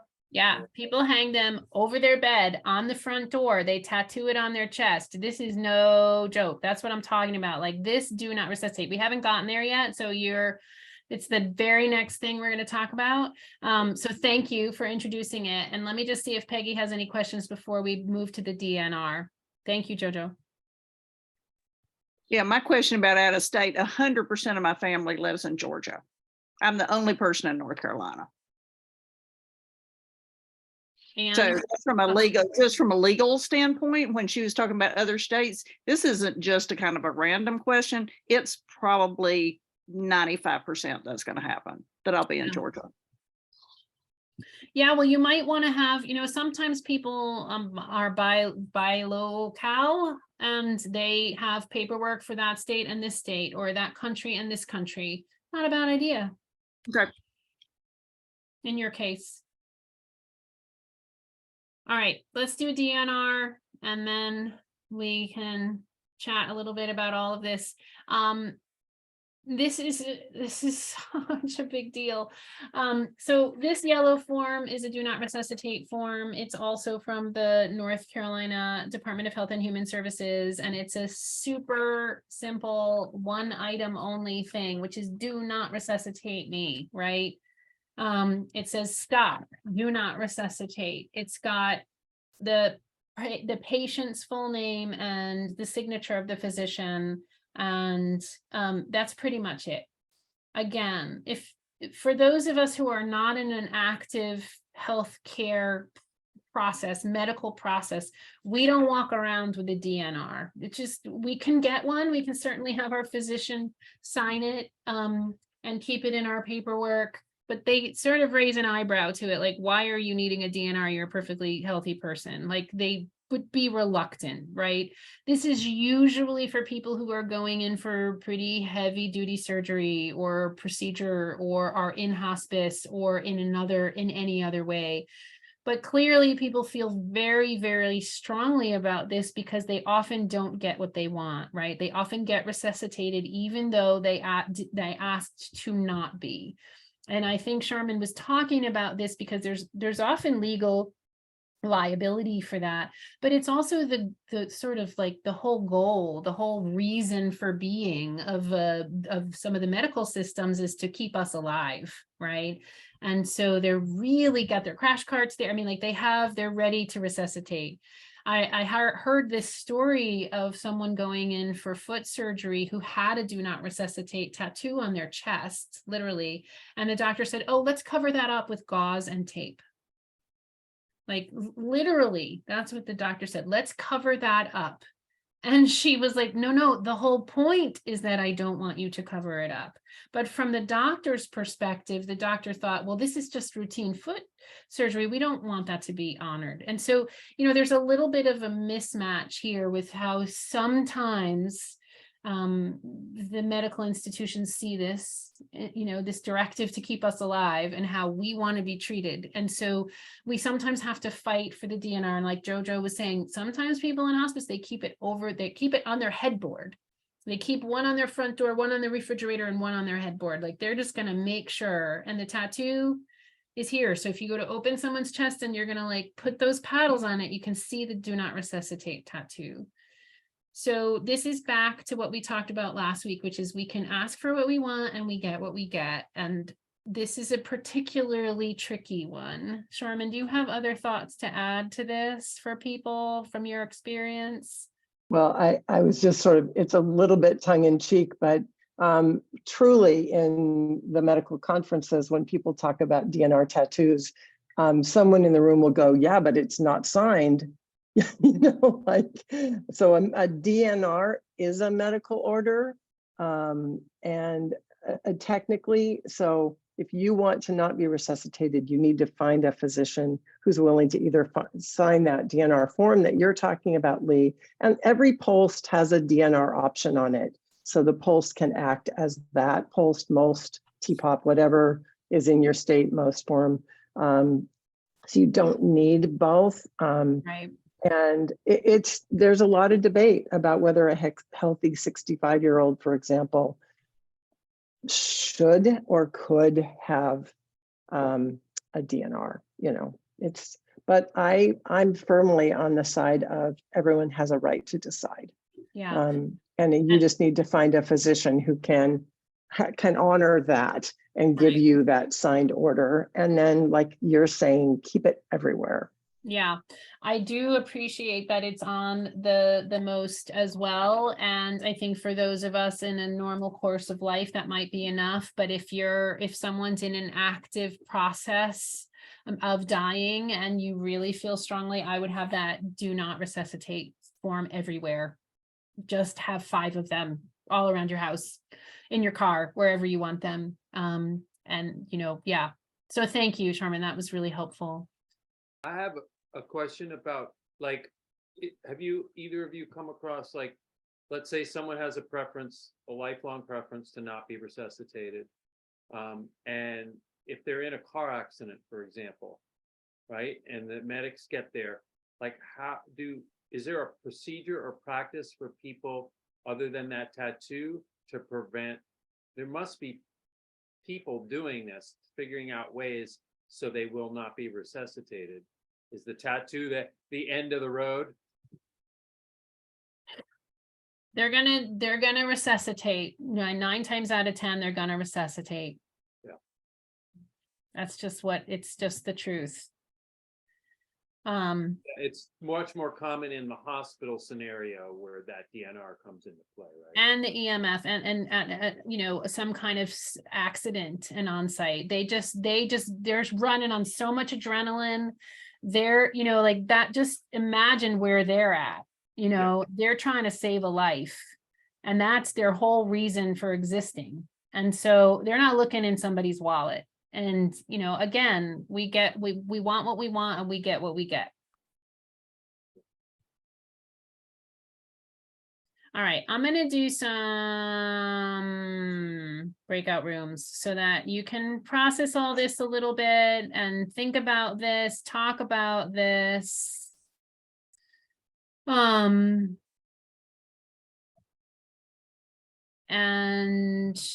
I think, how does 10 minutes feel to you all to start looking at your checklist, thinking about everything we just talked about, putting questions on for yourself? Does that seem right? About 10 minutes?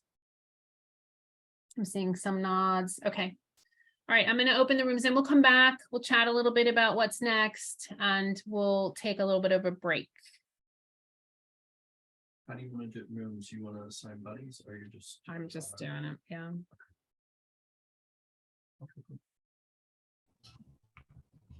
This meeting is being recorded. Okay, so after our break, we're going to come back and do our choices for the body and paperwork for that second category of paperwork, which is all about the disposition of our body, what we want to happen. And then we're going to go into the financial piece and the deaf community, deaf literacy. So any last thoughts, comments, questions on this whole category? We spent all this time on that first category of paperwork of advanced life or advanced health directives. Any last thoughts, comments, questions?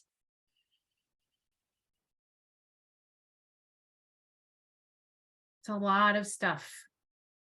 You can choose to do the minimal amount of stuff or the maximum amount of stuff, but now you're sort of more in the know about what's needed. Larry, go ahead. Actually, I do have a question. With all that discussion about DNR, I'm kind of getting the sense, hearing from you, that the bracelet may not be effective. I usually say do it all. If you care very much about it, do it all. Okay.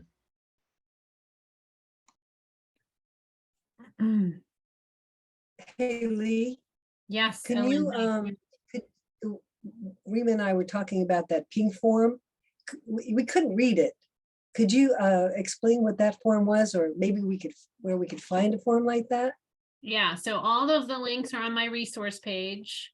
You can Okay. go, back to your email or in the chat box and go to the resource page. In the state of North Carolina, it's called MOST, Medical Orders for Okay. Scope of Treatment. It's also called POST, and there's a link in the chat box that Charmin put there around the national POST form in any state. So if you want to click on that, you can find the POST forms, which is similar. Okay, perfect. Yep. Good. Kwai, thank you. Yep. Any other last thoughts?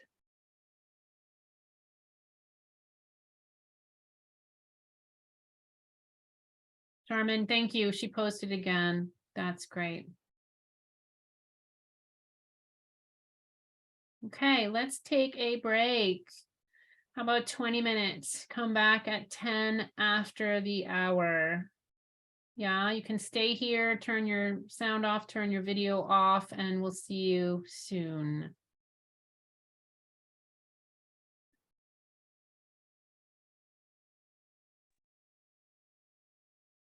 Anyone have thoughts they want to share before we step into this next section?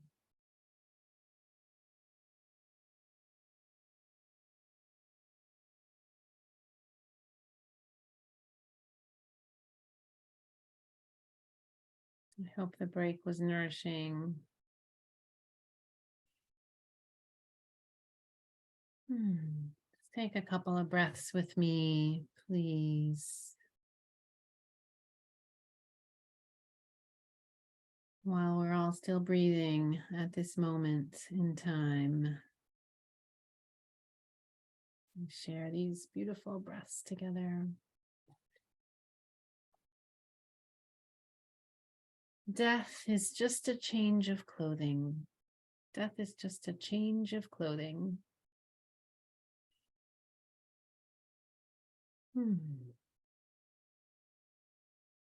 Okay, we're going to be stepping into the realm of how do we want to manage our bodies when we're done using them.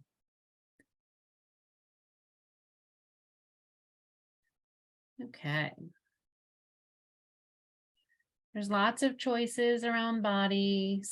The big categories of choices are traditional burial or green burial, cremation, and then some form of alternative cremation. There's a couple of them, and then some compost options. So many creative options are coming up with a hybrid of many of these and donation. So we're going to look at all of this.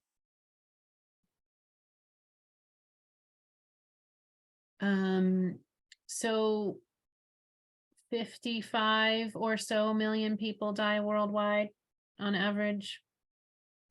And in the United States, the chemicals and materials buried along with bodies in a conventional burial setting include about 30 million board feet of hardwoods every year, almost 3,000 tons of copper and bronze, over 100,000 tons of steel, and over 1.5 million tons of reinforced concrete. Usually these concrete vaults are created.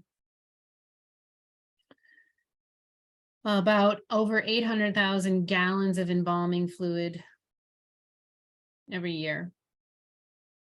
And cremation releases about 500,000 tons of greenhouse gases annually, along with mercury emissions.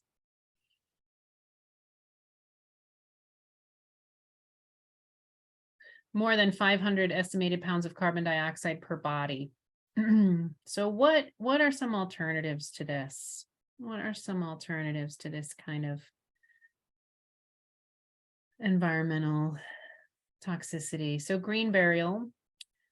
Green burial is generally referred to as having a more minimalistic environmental impact, conservation of natural resources, sometimes called natural burial, eco-friendly burial, simplicity, sustainability. Those are some of the themes, but really more specifically, it has to do with no toxic chemicals, biodegradable burial materials, avoiding concrete vaults, and then sort of natural or minimalist grave markings.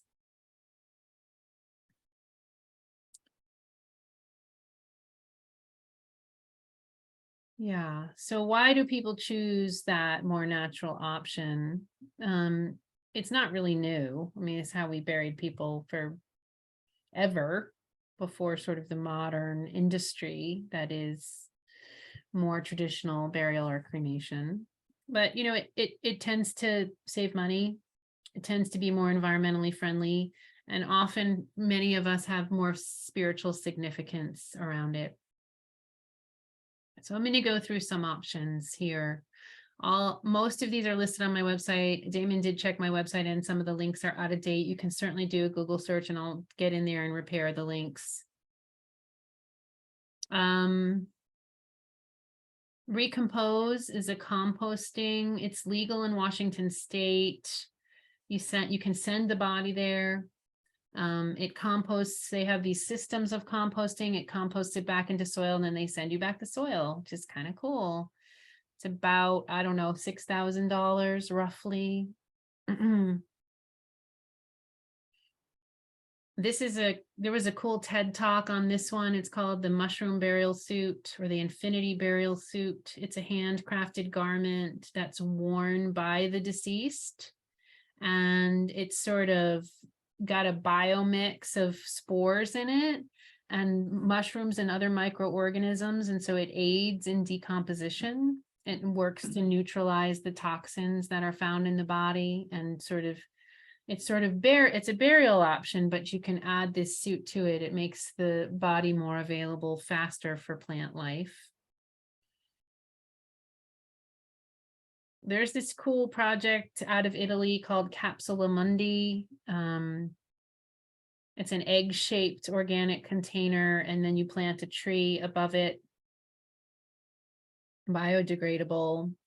There's small ones for ashes. Kind of cool. I just learned about this one, which is this eternal reef. They turn your ashes into a reef ball and put it in under the ocean, and it helps restore habitat for fish. Eternalreefs.com. Very creative. People are doing incredibly creative things. In the cremation end of things, there's something called aquamation or alkaline hydrolysis. Sort of dissolves the soft tissues. It does leave bone fragments and some other metals behind. There's one in North Carolina, interestingly enough. This aquamation, it's called. Says it's environmentally friendly. It's an alternative to fire cremation. It's a water-based process with ash, like high alkalinity that sort of dissolves. Like I think of murder mysteries when, you know, people try to like put a body in lye or something for it to dissolve. This is like sort of like that, but you know, in a nicely done facility. They're not dumping you in a barrel, I don't think. Another really cool thing is these body farms at universities. There's one at University of Tennessee, Western Carolina University has this, Texas State, Houston State, Southern Illinois. There's a few others, University of South Florida. Basically, they are experimenting with how bodies decay. So they'll leave them out there on the surface and then document all that, bury them an inch down, a foot down, 2 feet down, 6 feet down, put them up in a tree, do them over here. And then they document like what happens to these bodies. So if you are up for that experiment, you can check that out. You can sign up ahead of time. You might not be able to always have the body at the funeral. If you do donation, you want to ask those questions if you're curious about that. Donating the body to science, that's always a thing that they're looking for. There are brokers that do that kind of thing, that can help you find what you want, or you might be able to call universities directly if that's of interest to you. All of these resources are on my website, so you can check them out. And just put on your checklist if one of these things lights you up and you want to go research it more, yeah, that might be calling to you. So do some research. If you don't specify anything, what do you think your family will choose, right? Or friends. If you don't specify anything, you might get something more traditional or familiar with the people who love you, right? Some kind of traditional burial or cremation, which might be fine for you. But if you don't specify something alternative, you'll likely get something more traditional. Any thoughts about any of that? Anything anybody wants to add to those very creative options? I have a question. Sure. Why can't we just dig a hole and bury ourselves in the ground? We can. The Home Funeral Alliance is a national organization, and there's lots of really cool books out there, and we can be buried at home in all 50 states with certain criteria. We have to be a certain number of feet from an edifice, a well, a water source, from a road, and oftentimes, it has to be added to the deed of our home. But there's more leeway around this than we realize, certainly with property that we own. There's also, so the Home Funeral Alliance, and check out books. I have some resources on my website. The other thing that I really love and want to turn you on to is the Conservation Burial Alliance. You can search for Conservation Burial or Green Burial. We are really lucky to have one in Western North Carolina called the Carolina Memorial Sanctuary, and it's in Mills River, and it's run by one of my mentors, Caroline Young. And they have certain standards that you have to adhere to. So if you're going to buy a plot at Carolina Memorial Sanctuary, you have to make a bunch of agreements. Like, you won't have a big gravestone, and you will only use a shroud or a pine box, and you won't come with embalming fluid and some of these other pieces. So you really have to stick to their ecological guidelines and sign that. And it's something that really supports conservation in all its ways, because they're doing really ecological restoration there. They have hiking trails. It's such an incredibly beautiful place. If you live in this area, or if you live near a conservation burial site, go take a tour. They have tours all the time. It is so worth your while. Like, put that on your checklist, just go check it out. And I think the plots there, some years ago, they were maybe $4,500 or something. And your money's going to something really important to conserve some of our most beautiful areas.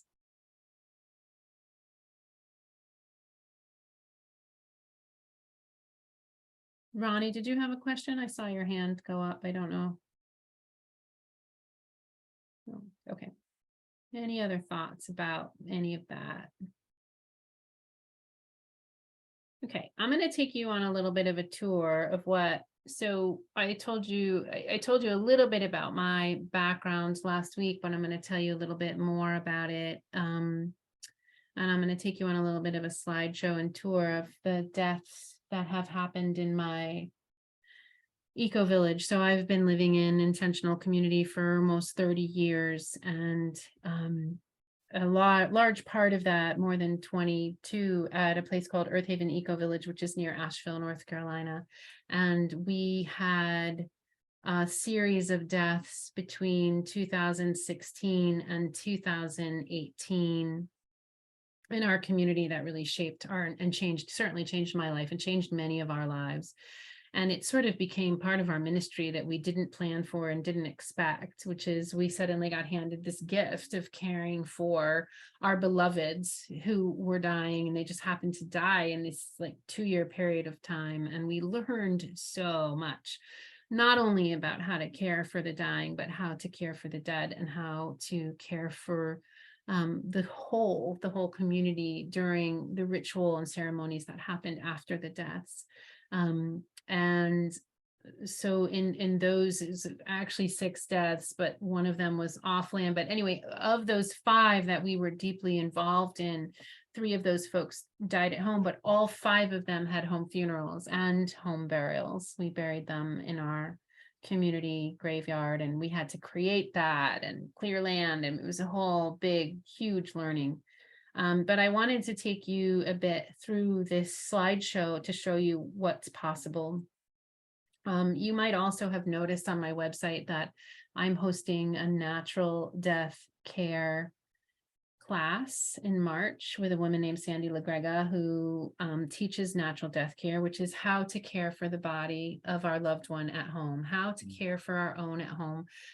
This class is completely sold out, and it's sold out within 2 days of me announcing it because it's a very small group. But if you want to go to that page on my website, you can get yourself on the waiting list and on the mailing list, so that if I'm hoping Sandy will teach this class multiple times a year, and that you can be on that list, and I can let you know when we're going to book another one of those classes. So natural death care. And we learned this ourselves with the help of our mentors. And so when this is Kimchi Rylander, who I mentioned last week, and who has a whole Facebook page. It's called Positive Deathing by Kimchi. She really wanted her death to be an educational experience for all of us, which is why I'm including her photos here and some of the other photos. I mean, Earth Haven Eco Village is about a living laboratory where we learn all kinds of ways of doing it ourselves and reclaiming lots of traditional ways of doing things that are infused with wisdom. So I have lots of photos here.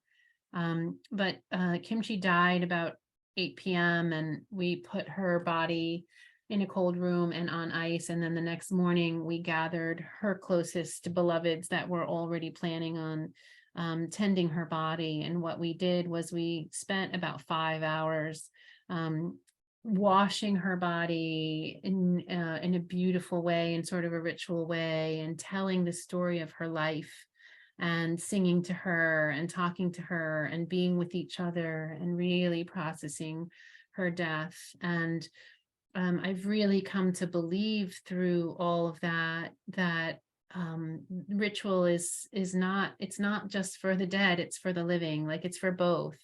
My mentors and teachers who are Buddhists strongly believe that the spirit stays with the body for 72 hours, up to 72 hours after the last breath.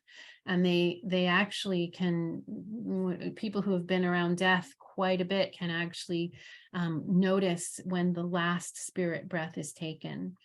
So the breath is gone from the body, the physical breath, but then there is a spirit death. There is a time when the spirit leaves the body, and there is a transition time. Many traditions believe that, not all, but in our case, we sort of go with that premise that this loved one is with us and we're transitioning. We're all transitioning together. I often talk about this in the classes I teach in Intentional Community, which is in my 30 years in community, I've never felt so bonded to a group as I have during the dying process and during the death process. And I think there's a lot of reasons for that, but one is that we put aside our differences, we put aside our conflicts, we put aside the day-to-day, and we get into mystical time. And that is very bonding. I also think that the oxytocin hormone is really present in us the closer we are to death, right? The oxytocin is the hormone, it's the bonding hormone, and it happens during birth, during death, and during orgasm in the highest amounts in our body. It also can happen when we are cuddling our fur animal, our fur babies, and in other ways, cuddling other humans, feeling heartful, but in the highest amounts during birth, during death, and during orgasm. And I've come to really believe the closer we are into that death or that birth, we get such a huge dose of it. And so there's a lot of magic that happens. I think poetry can describe it as some kind of portal opens between the worlds. But when we're in the presence of the dying and the dead, it really is a very, very reverent and powerful and sacred time. And the folks who are tending to that beloved get just the biggest dose of, in some ways, what I call a sacrament. It is the sacrament, in some ways, the gift of being around death in a place of awe. So we really do this ceremony in such a beautiful way, these many hours of telling stories and singing songs and talking to each other and to the dead. And then what we do is we do create a 72-hour vigil. We create an altar. This is Kimchi, and a beautiful altar behind her of candles and flowers and photos. And we have visiting hours where folks can come and visit. We never leave the body alone. Someone's always in attendance. We sleep in the same room with the body. We care for this body. We care for our beloved as they're transitioning from life to the spirit world. We refresh the ice every 6 hours underneath the body. We have special cloths we wrap the ice in. Sometimes we use this Technu ice, or we use dry ice. We refresh flowers. And the thing about this is everybody has a role in these situations, and in our space and community, we sort of get into this time out of mind, where these 3 days of vigil, we are in vigil space. We're not doing our ordinary lives. We're tending to the dead. And in my 30 years of community, I've never experienced anything quite like it. Kind of that unity consciousness that can come about when we're all focused on something so sacred.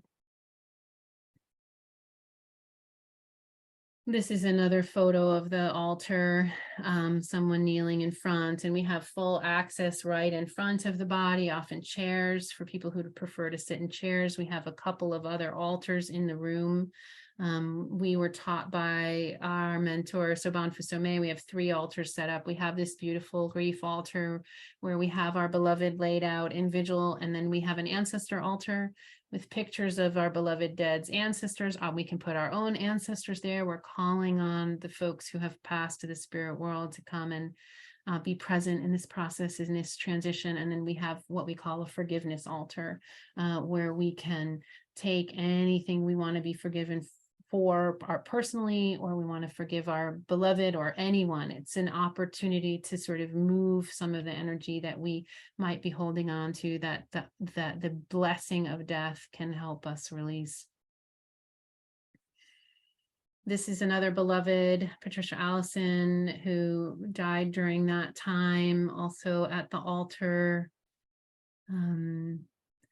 This is a photo of one of our beloveds, Chuck Marsh, who died during that time. And this is a mom. It's hard to see this photo, but this is a mom with her maybe 5-year-old child. They were very, very close to Chuck. And so, she's engaging with her child about this death. And from my perspective, and I think for many of us who have been in this world of natural death, it's so important for the children to be part of it. And they often choose how close they want to be in that process. Their curiosity guides them forward or back. And it really normalizes death, right? How many of us had to wait until we were adults to see a dead body of any kind?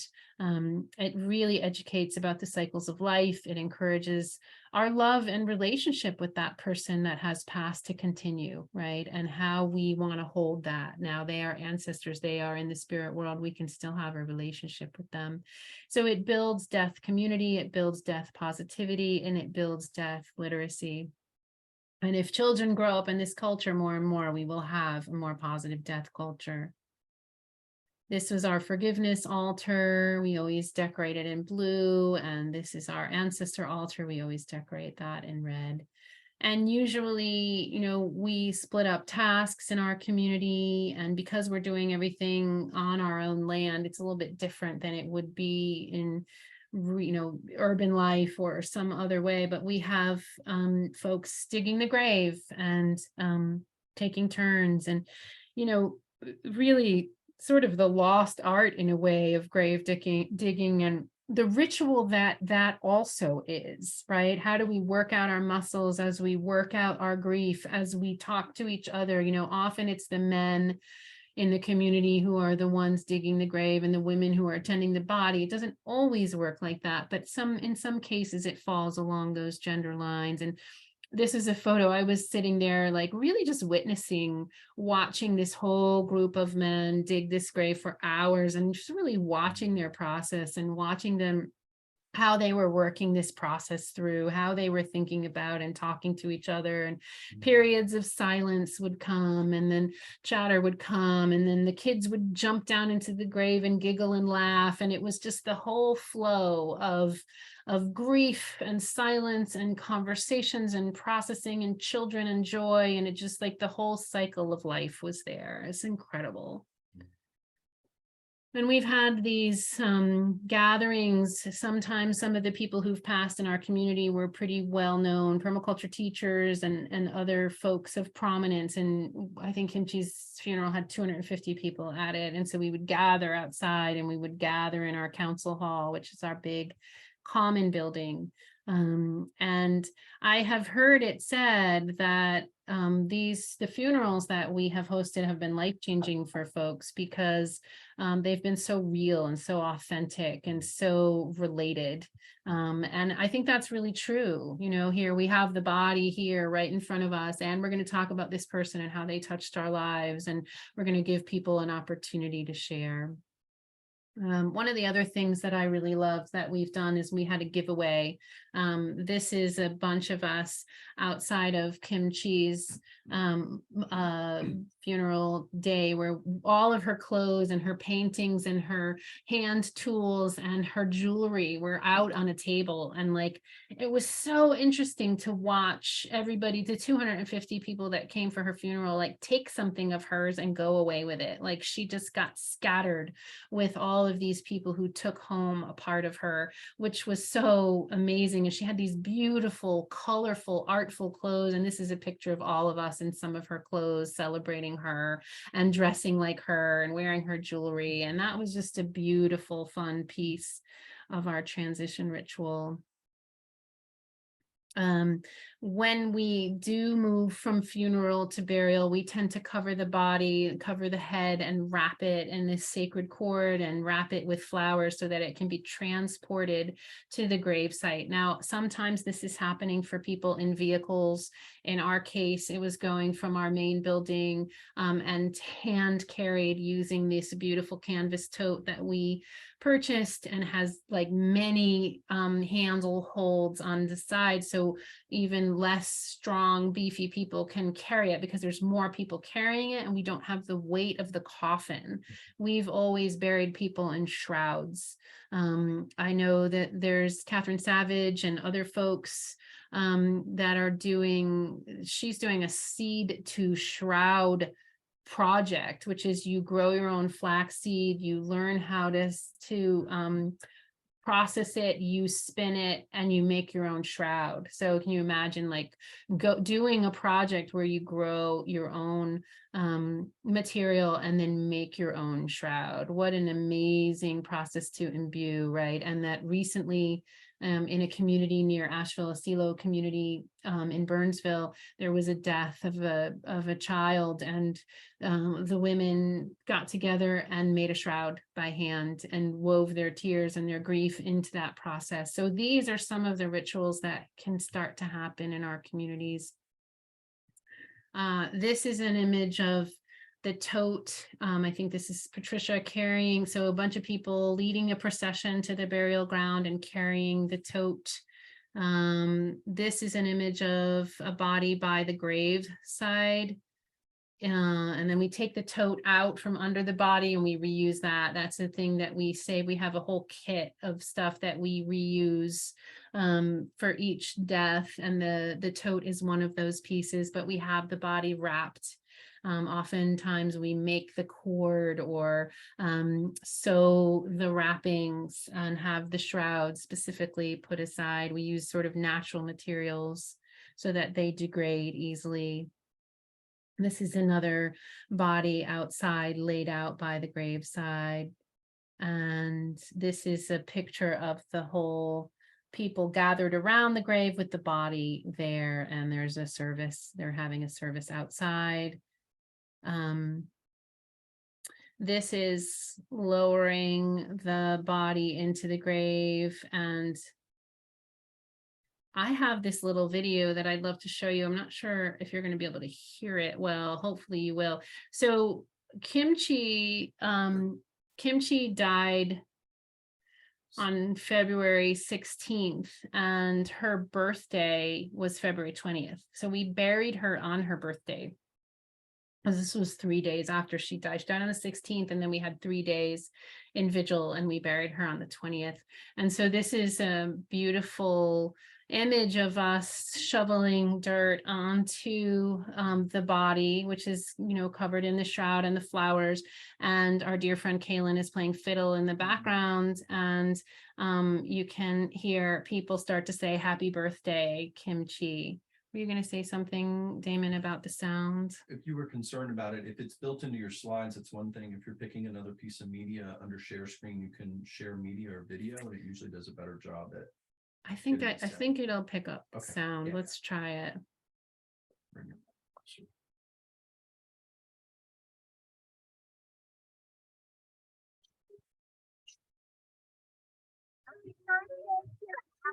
Happy birthday.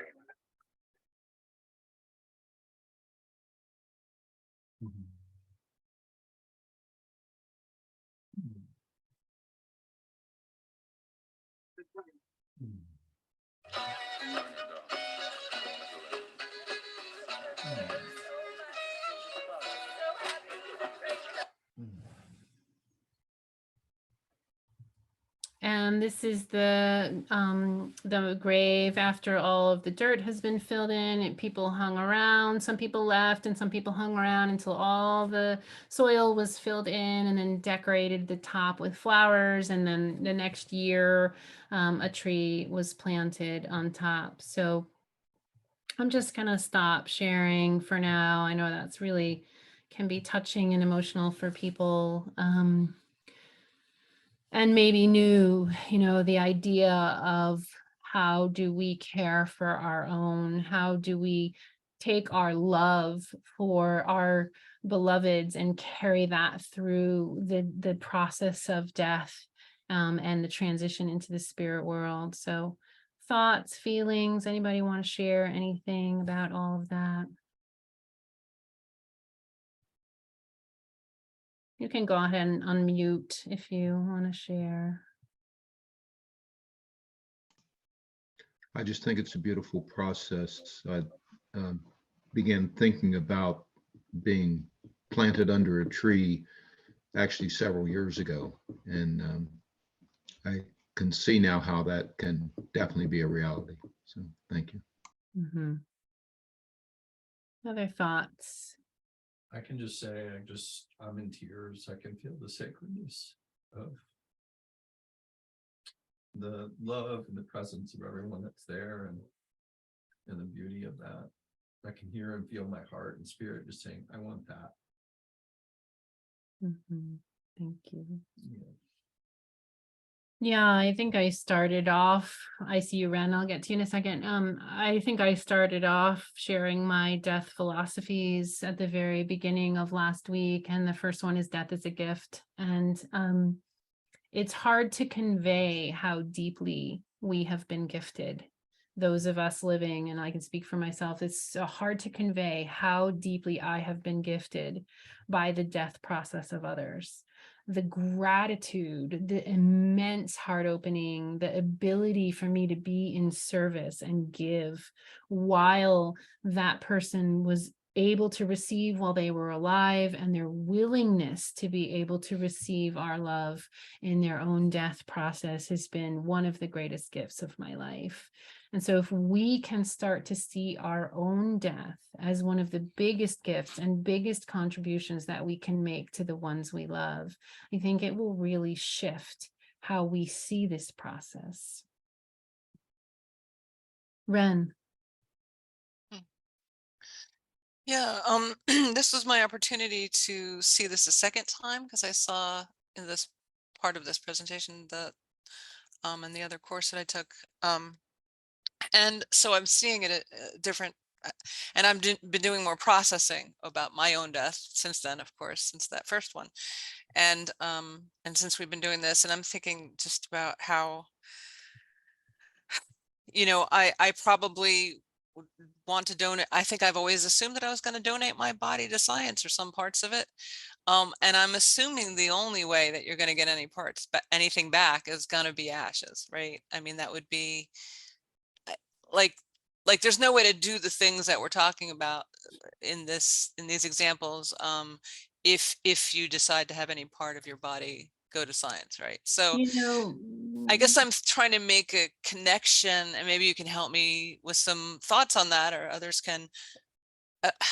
If your body is not going to be there for whatever reason, there might be many other reasons too, how can the community do something, or can they similar? I don't know. What can, how at least how can the community have that experience without the body, or how much of it can they have? I love your questions. I think there's really beautiful questions inherent in that of like, what is the relationship between donating and vigil? What is the relationship between the level of sacredness with and without the body?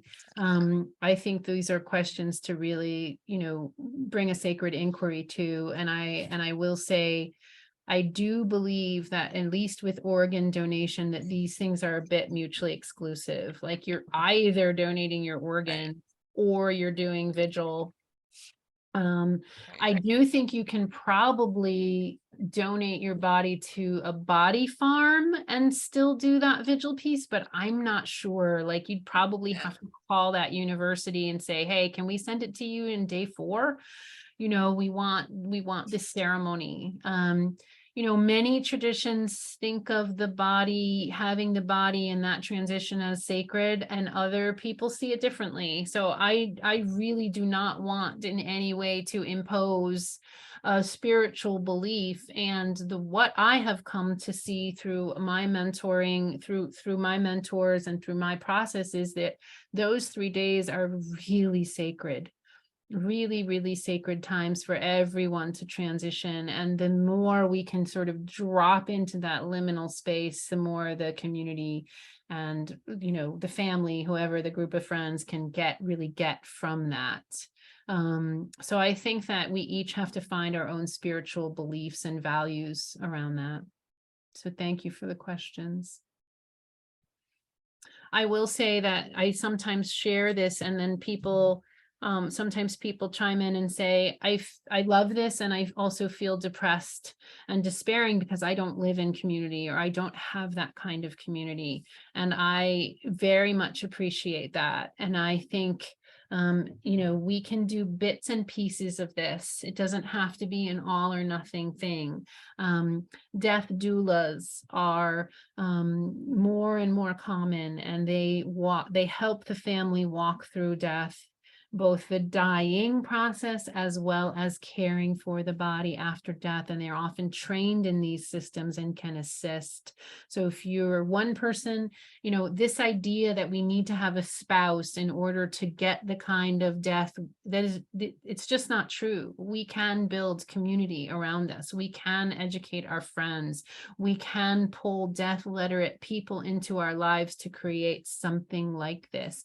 And we also can hire death doula, much like the patient advocacy piece. We can hire someone to be guiding our friends or family, or being in that process with us. So there's lots of ways to do pieces of this.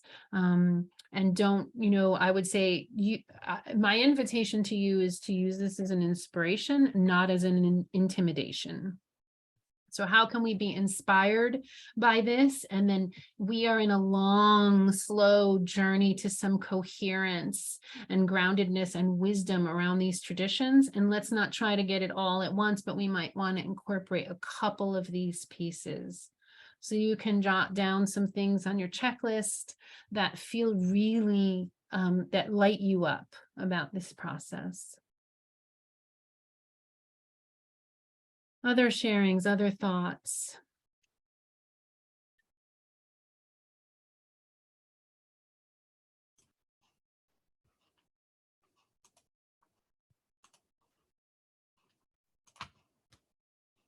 Ronnie. Hi. Yeah. Well, I don't know if it's of interest to any of you all, but I'm a perpetual student of astrology, and there's some very interesting transition going on, you'll pardon the pun, currently with the planet Pluto moving into Aquarius after it's been in Capricorn for many years. And Pluto has to do with death and rebirth and regeneration. And Aquarius has to do with humanity.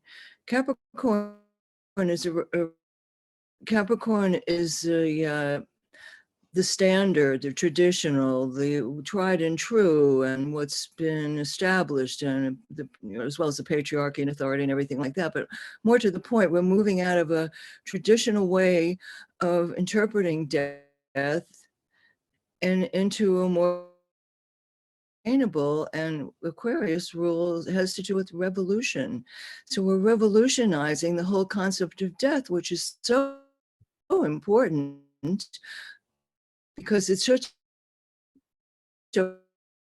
I think the creativity that's available, and it doesn't go into Aquarius until March, and it's again a long, slow traverse. But you look at other cultures around the world, and people in India burn, they do something, and I think it's relevant to consider that the option is to be creative where you are and not feel pressured or a loss that it's not going to be the wonderful representation that we've been given.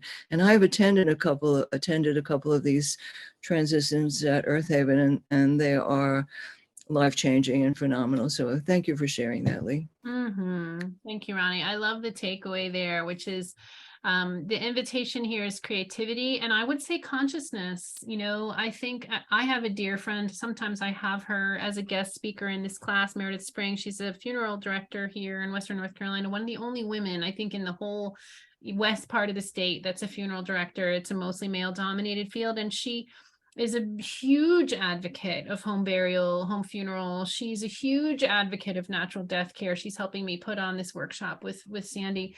And yet the funeral industry is slow to change. But how I see it is, if we start doing it ourselves, the funeral industry is going to really quickly going to realize they're going to start to lose business, and they need to get hip with some of these systems, or these more engaged, more related systems, or they're going to go out of business, right? So this is what's starting to emerge, and I thank you for your astrological overview, but there is a wave, and it's coming, and it's unstoppable. We are going to take responsibility for our beloved dead in ways that we haven't known, and many traditions still do. So again, invitation to consciousness, to doing it how you want to do it, to it'll step by step, to being creative. I love that, Ronnie. Thank you.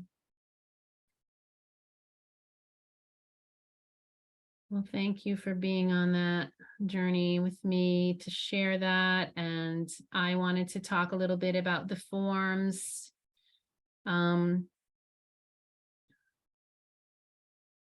So I shared with you this declaration for disposition of physical body that comes from my mentors, the Center of End of Life Transitions.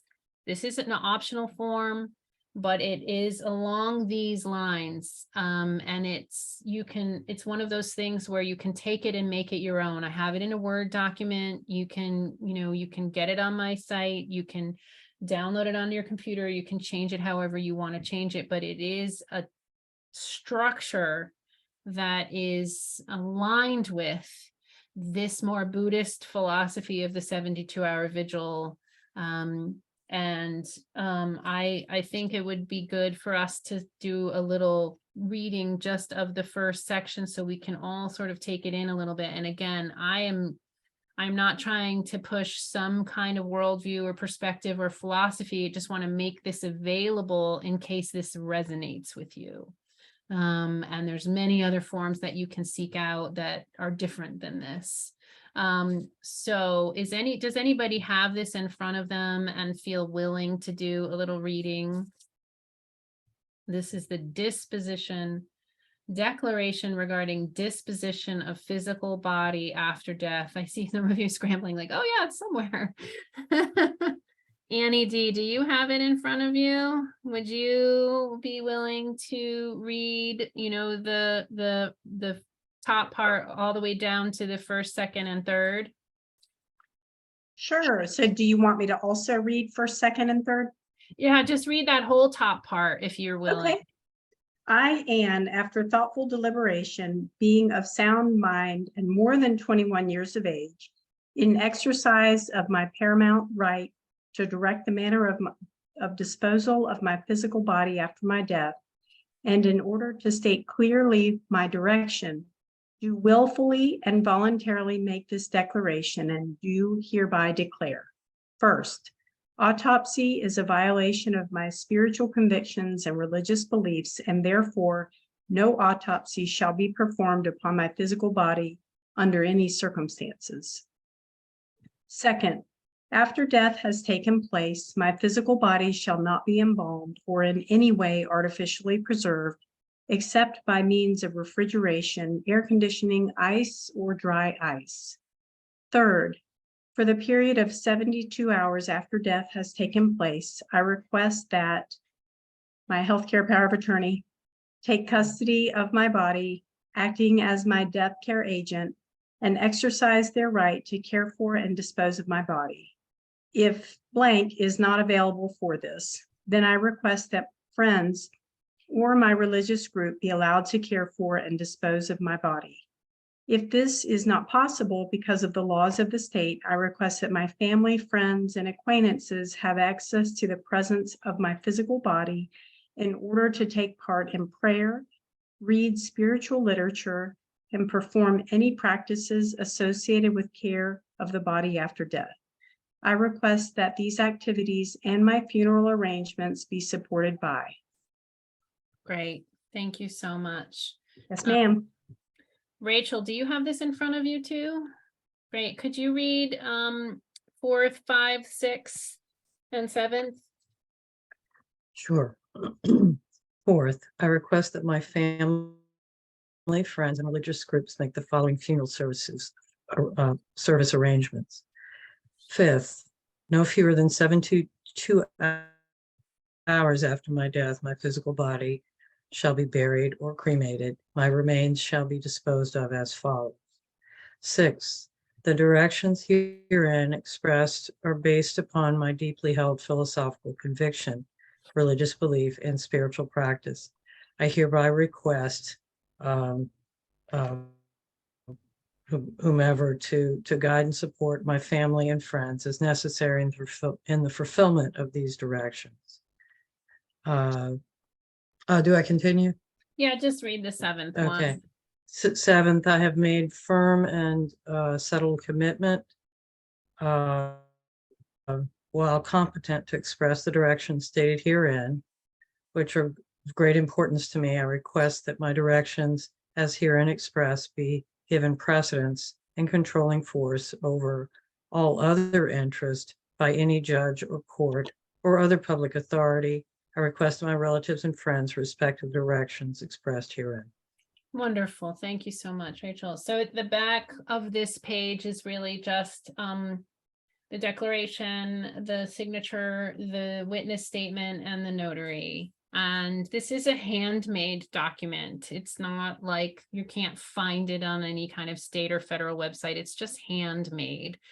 And it's basically that whole idea of redundance, like we talked a little bit about in Wish 5, but it's really a very strong statement of what you want. Now you can change any of this wording. If you want an autopsy, if you if you want embalming, like you can make it anything you want, but it's a really helpful template. And I just wanted to offer it because it does come from the school of thought and the philosophy that I have been trained in, which is sort of the more minimalist, the more natural approach to end of life and to working with the sacredness of the body.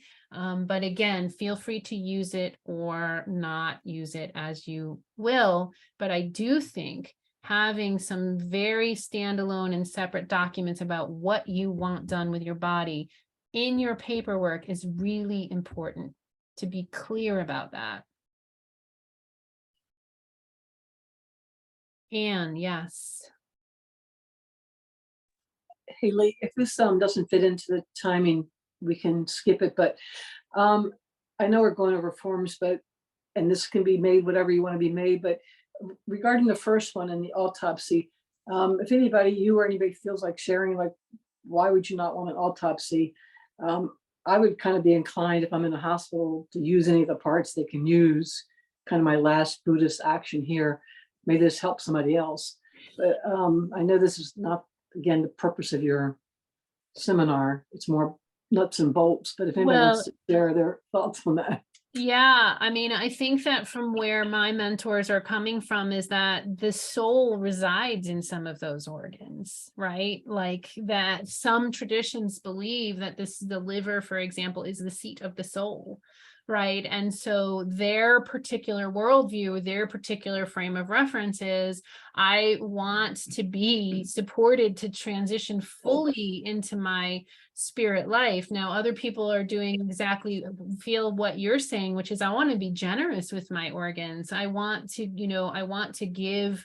That's my last act, is to have my death and my organs be a contribution to others. So again, this is really about our firmly held convictions and worldviews and really following those threads. Thank you. Yeah. Beautiful question, a beautiful inquiry. Other thoughts? So this is one form of declaration for disposition of physical body. You can also buy a cremation ahead of time. You can buy a burial plot ahead of time. You can fill out organ donation forms ahead of time, body donation forms ahead of time. If you do any of that, keep your receipts, keep your forms, put them in your end of life paperwork so that your loved ones are not then buying another plot when you already bought one, or that everything is really there and accessible. And ideally talk to your people about this, talk to your healthcare agents. They're using the phrase death care agent here. That's a sort of made up phrase, but you can certainly have people designated to be the ones who are helping with your dying.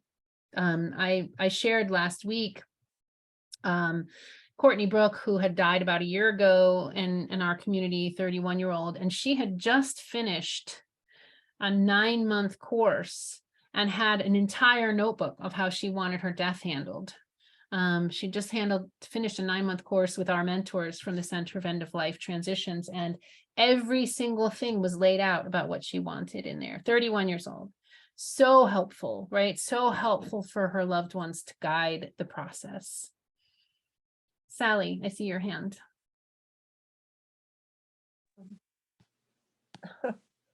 There you are. Hi. Yeah, hi. I turned on the microphone. Yes, I know. It's a fumble. It's always. So my question has to do with the autopsy. Isn't it sometimes required by law that you have an autopsy? I think that's why they put this in the form, is if anything like that came up and somebody was like, hey, does the family authorize this? Then they can refer to this form and say, we err on the side of not. I think if there's a criminal investigation, you may not have a choice, but it comes back to one of those things of like, we ask for what we want, we plan for what we want, and we get what we get. So, if we feel strongly about something, we could just make sure it's in our documents, and then we may or may not get it. Okay. Okay, thanks. Yeah. Okay. The death certificate is the last document about after death that I wanted to share with you. Folks seen a death certificate? It's this case, it's like a funky green paper, and basically you start out with a regular 8.5 by 11 piece of paper, and then you fill in all the information, and then you take it to the county, and the county shrinks it down and sticks it on fancy paper, and then they charge you $15 a piece for them. But they're authorized. They're like, they have a seal on them. So the reason I like to bring them up, this is a picture of the death certificate here. The reason I like to bring them up is because we often need them when we're trying to cancel credit cards or close a bank account, or decide with the hospital that the bill can or can't be paid, or prove that this person has died. We often need a handful of them. Sometimes you go into the county and you get 10 or 15 of them, and then you're like passing them out, right? If you're the executor, you're like working with this document. Well, one of the interesting things I found out in this process is that there's sometimes questions on this death certificate. So say the person dies at home, usually what will happen is a hospice nurse, if they're in hospice, a hospice nurse will come by and put the stethoscope to their heart, listen to their pulse, and then declare them dead and sign the death certificate. But there are some questions on the death certificate form that I would not have known, like the father and mother's name, right? So I was sort of like dueling several people towards their death, and I had no idea what their father and mother's name was. I maybe didn't even know their date of birth, although I could have found it on their driver's license. So there's just some information that I have filled out on a blank death certificate that I keep in my paperwork, so that the person who's dealing with this doesn't have to go chasing this information around if they don't happen to know it. So obviously you wouldn't fill in your date of death, you wouldn't fill in your cause of death, but you could fill in some of the basic information so that it's easy. And it's just was so easy. I printed it out. I found the form online. I printed it out. I filled in a few things, and I just keep it with my paperwork. Now, whoever's dealing with my death is going to have to take this to the county. And, it's going to have to, so if someone dies in the middle of the night and they're not in hospice, or they die at home, the coroner often has to come out and certify this death and then sign the death certificate. And so once this death certificate gets signed, then there's the process of bringing it to the county. And then that's all involved in the will and probate and all kinds of crazy stuff. But the death certificate becomes the form that you're then dealing with as you deal with all of the stuff of life. Thoughts, questions, comments on this after death paperwork? There's not that much of it, but contemplate. Put on your checklist, what do you want done with your body after death? Think about that. Talk to your loved ones, talk to your buddy, bring this into your meditation or your contemplation process, whatever that is. And how do you make plans for that? Alice. I just looked up New York State death certificate, and the only thing I got was getting a copy of the certificate, not a document that you're talking about. Yeah, you might have to dig, and if you call Vital Records, you could potentially ask them. Vital Records, or whatever version of Vital Records is in each state. I had to dig to find it. It's true. And just FYI, they cost $45 each in New York State. Oh my goodness. So I would get 3 instead of 10. And usually what happens is if you send it off to the credit card company, they'll send it back to you. If you send a self-addressed stamp, so you just work with a few instead of getting 10. That would be ridiculous. But you can just work with a handful, and then you just keep getting them back. It was so interesting. Every time I sent one out, it would arrive back in the mail to me. I think because they realize that they're expensive. Yeah, Lee, it's funny, that's a perfect transition for what I was going to share, because you were part of this, what I'm realizing, having dealt with my father's passing, is that the system is set up so we have to fully rely on the funeral home for everything. And the death certificate's a perfect example. So their business is designed to keep it all out of our hands. Many businesses in this country are designed that way. If you have your own knowledge, you don't need fill in the blank. And so part of what we're doing here, you said, it will change the funeral home business, but part of it is taking stuff out of their hands. For example, most of the time, if you die in a facility or home, I mean, the first thing you do is call the funeral home, and then they come within minutes, and then everything from then on is dealt with by the funeral home. Everything from, preserving everything. So it's interesting how this is gonna affect that future business by taking a power in our hands, I love that you put a really fine point on that, Jojo. And I think part of that can be, and people might make that choice, and that might be a fine choice, given lots of different life circumstances.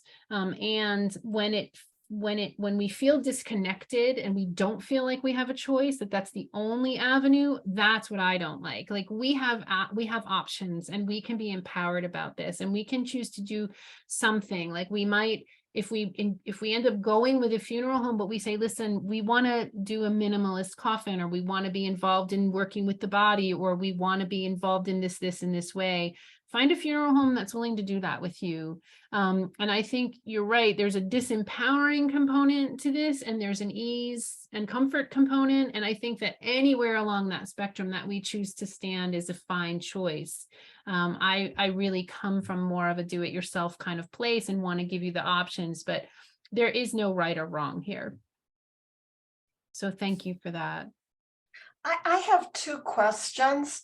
The first is, so I'm gathering that you can't make your own copy of this. It has to be an official copy. It does. Okay. And my second question is, on the document, does it say who's authorized to sign it? Like you said, a nurse, and also a funeral director or coroner. Does it list on the document who is authorized? Yeah, that's a great question. Certifying physician, nurse practitioner, physician assistant. To the best of my knowledge, death occurred at the time, date, and place, and due to the causes and manner stated. So it's either that, or it's medical examiner. On the basis of examination and or investigation, in my opinion, death occurred at the time, date, and place, and due to the causes and manner stated. So either a healthcare worker or the medical examiner / coroner. So those are your options. Okay, thank you. Yeah. Lee, when my father passed, the funeral home took care of all that, right? So they probably charged, a bunch. And I only used one of those death certificates, and everything else, credit card, these days are all like a copy of the death certificate. So you can fax it or email. But yeah, just so you know, maybe get a couple, and then you can get more yourself without paying. Beautiful. Yeah, so much is moving to online. They did require me to mail some things, but they did send them back. So I ended up getting 5, and I only used 2 or 3 of them, and then they all ended up coming back in the mail anyway. So yes, thank you for that. And the funeral home will handle it all, and that's certainly an option. And they work directly with the coroner, right? Like they get that, they have those relationships. Rachel, was that you that just were raising your hands? Yes. So if you have a loved one who dies at home, and you would have a hospice nurse perhaps, do the paperwork or something, to say you don't want to just have the funeral home come in and take over. I was just wondering, in the cases in your community, how is the formal, judgment taken that death has occurred and someone has.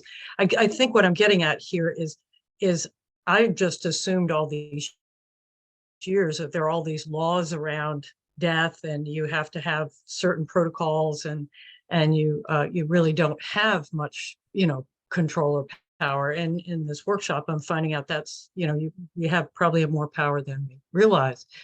And so I'm just wondering. Yeah, good question. We have never had this situation where someone like just sort of up and died in their sleep unexpectedly, where we had to call some kind of examiner. We haven't had that situation. We've either had an accident where someone died actually in the hospital, or we've had someone was in the process of dying and so hospice was involved. Does anybody have that situation where they, woke up to a loved one unexpectedly dying and had to call a medical examiner? Has that happened for anyone? Anne? No, I don't have that. Okay. Example. Okay. Yeah, I mean, I But think Lee, in Yeah. most states, Yeah, at least it's required to call the police. There's some kind of law. That's where there's some legal restrictions. I would say unless the person's on hospice. And hospice is usually a carve out. So I worked as a nurse in hospice for 15 years. I'm a nurse practitioner now. So as a nurse, I could pronounce death. If it was an unexpected death, and we've had those occur in our community, you do have to call 911. The EMTs come, the police may come, they take photographs, the coroner is called, and then the coroner does the pronouncing. With an expected death, anyone from a nurse level on up can pronounce death, not nurses' aides and that level. So, but then nurses don't sign the death certificate. That has to be done by a provider level nurse practitioner, PA, doctor, which Got the it. coroners are all doctors. So yeah, sometimes in the case of hospice, the nurse will sign it. Yeah, or yeah, I mean, this one, yeah, maybe you're right. The nurse can sign it under direction of the doctor, but yeah, that sounds, all that sounds right. Yeah, they can sign that they witnessed, and then the final signature comes usually from and every state may be different. That's how it is in our state. But the gentleman who said calling the police is standard, certainly for an unanticipated death. That's true. And then that sort of generates that whole, coroner and all that. Right. Sometimes what will happen is like, depending on the situation, the ambulance will get called, right? And even if the person's dead on site or had an accident or something and they're clearly dead, the ambulance will get called, they'll get taken to a facility, and then all of that stuff sort of happens there.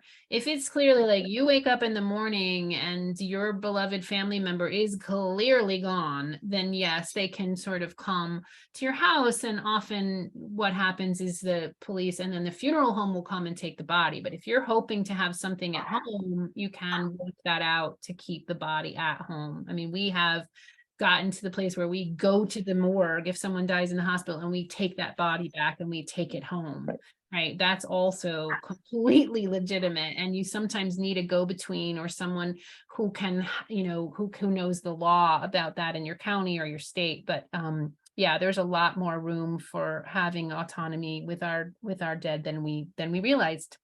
So, Anne. I've had a number of solicitations for making an agreement in advance about cremation. And my experience with my husband is that they came, and I had evidently had made this pre-agreement, and they came and they took the body, and 2 weeks, maybe a week later, I get the urn. And then one thing we haven't talked about much is I know that there's numbers of people that have urns with ashes still in their house. I think there are. I mean, I know some people, and including me. And I wonder what you have about scattering ashes and what those kinds of, where it's legal. And it seems like that's an area that is kind of unclear to me. Yeah, some people bury those urns, some people keep them at home, some people scatter. I think there are in different states and different counties, different rules for where and how to scatter ashes. And I just don't have a comprehensive sense of that. So maybe add that to your checklist or research list. And I just want to speak up for a moment just to help us guide this area of Q&A a little more smoothly. I don't want to get too tight, but if anyone doesn't know how to raise their hands, down in the bottom icons, there's one that says reactions. It has a little smiley face. If you click there, one of the big buttons is raise your hand. And what that does is it puts you up in the queue up front and we can see your hand raised. You don't have to hold it in the window. And then we know actually in line who's next to be asked to speak. So it'll just help us be more organized with that. So Thank you, Damon. We're just going to take a couple of more questions and a couple more minutes because I do want to get to this financial piece and I also want to give you all time to be with your buddy. So thank you for that organization. And Robin. Yeah, Lee, I, as I'm imagining going an alternative route, not the funeral home route, and also not living in community, like in a place like Earth Haven, there's a transportation question, transportation of a body that could be at play. And I can't quite imagine how that goes. And I'm wondering if you have anything to say about that. Yeah, I mean, my Subaru, the seats fold down in the back and I've gotten bodies. We've gotten bodies in Subarus multiple times. So, knock on your friends' doors. That just using the that canvas thing that we saw in the pictures? Yeah, I mean, when we've gotten bodies from morgues, they have a gurney, they have a thing, they help us get the body into the car. And then when we get it back home, it's without a coffin, the body's not as heavy as it looks like when you see these 6 pallbearers, but yeah, you need multiple people to help. And then the body at that stage is often stiffer, right? And so it's a little bit easier to move. And so then, yes, how do you lay it on a bed? Or mostly we use massage tables, right? And so we would, put it on a massage table when we're tending it, and then we move it to some kind of platform. And that's when we do put the canvas under it and tend it for those days in vigil, and then it's ready to sort of go. And if we need to put it back in the car, we would put it back in the car at that point. Right. And you can also, the other thing is we can do these in hybrid ways. We can hire the funeral home to transport for us. So if that part feels daunting, we can say, hey, I'm doing a home funeral. Can I hire you for the transport from the morgue to the house, and then from the house to the burial grounds or to the crematorium or to wherever it's going. So we can do these in sort of hybrid ways. Great. Okay. Thank you.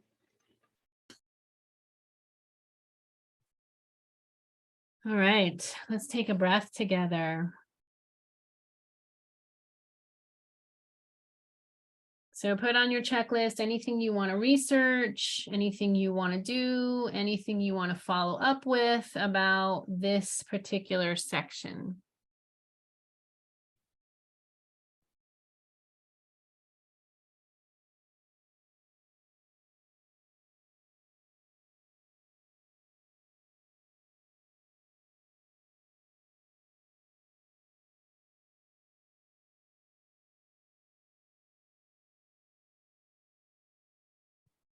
Right. This is a sweet reminder from Joan Baez. You don't get to choose how you're going to die or when. You can only decide how you're going to live and now.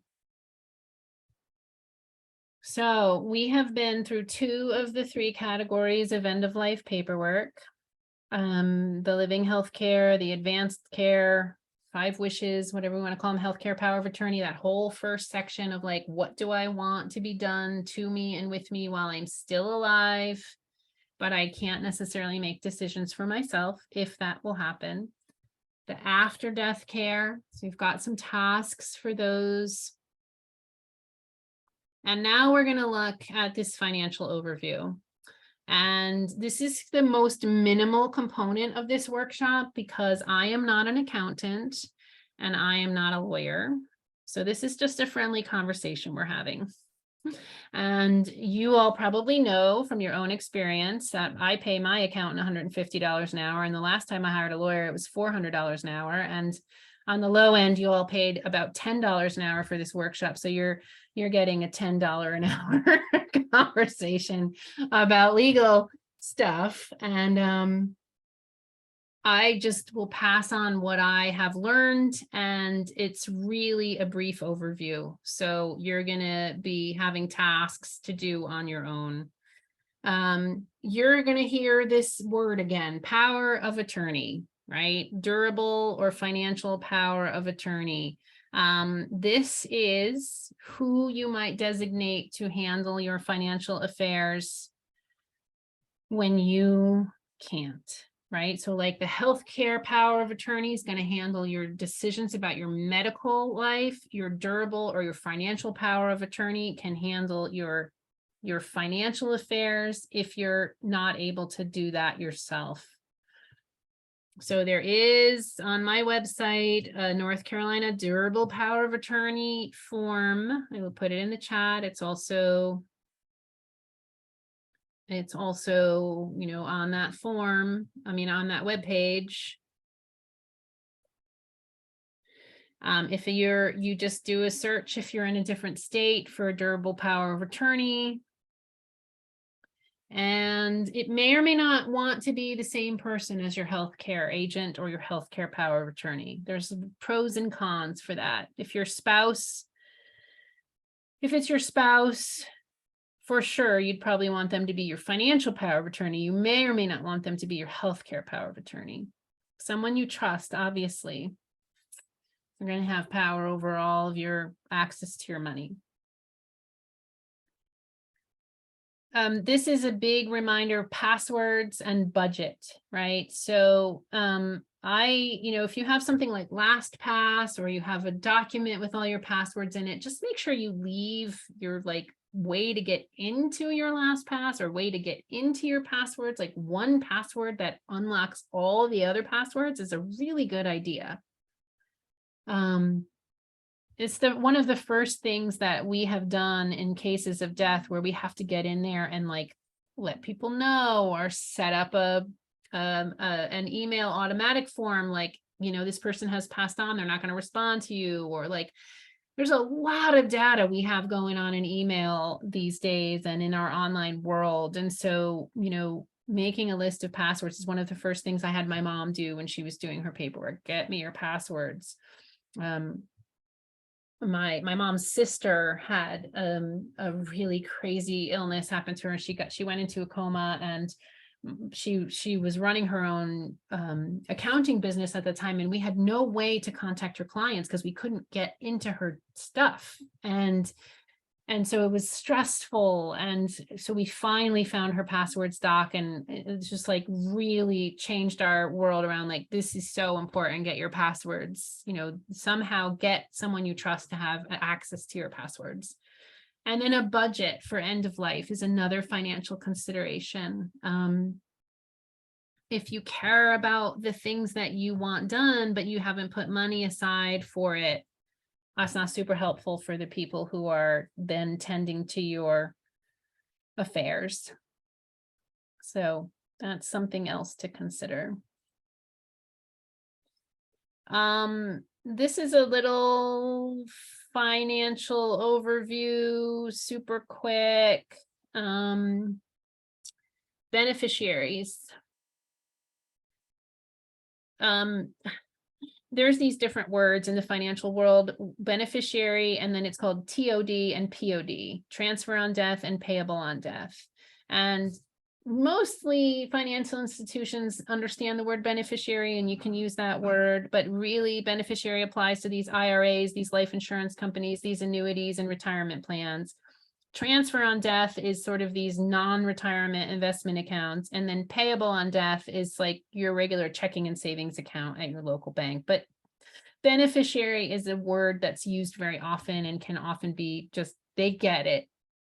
But something I didn't understand until I went into the bank and I said, do I have someone listed as my beneficiary? And they said, oh no, we don't ask that question when you open a bank account. So we don't have anybody there. You have to actually seek out that information and fill out a form and put someone's name on a beneficiary for many of your accounts. So it's a really easy thing to do, is to call the bank or go to the bank or call your annuity or your IRA or your investment account or your broker or whoever you work with and be like, who is my beneficiary?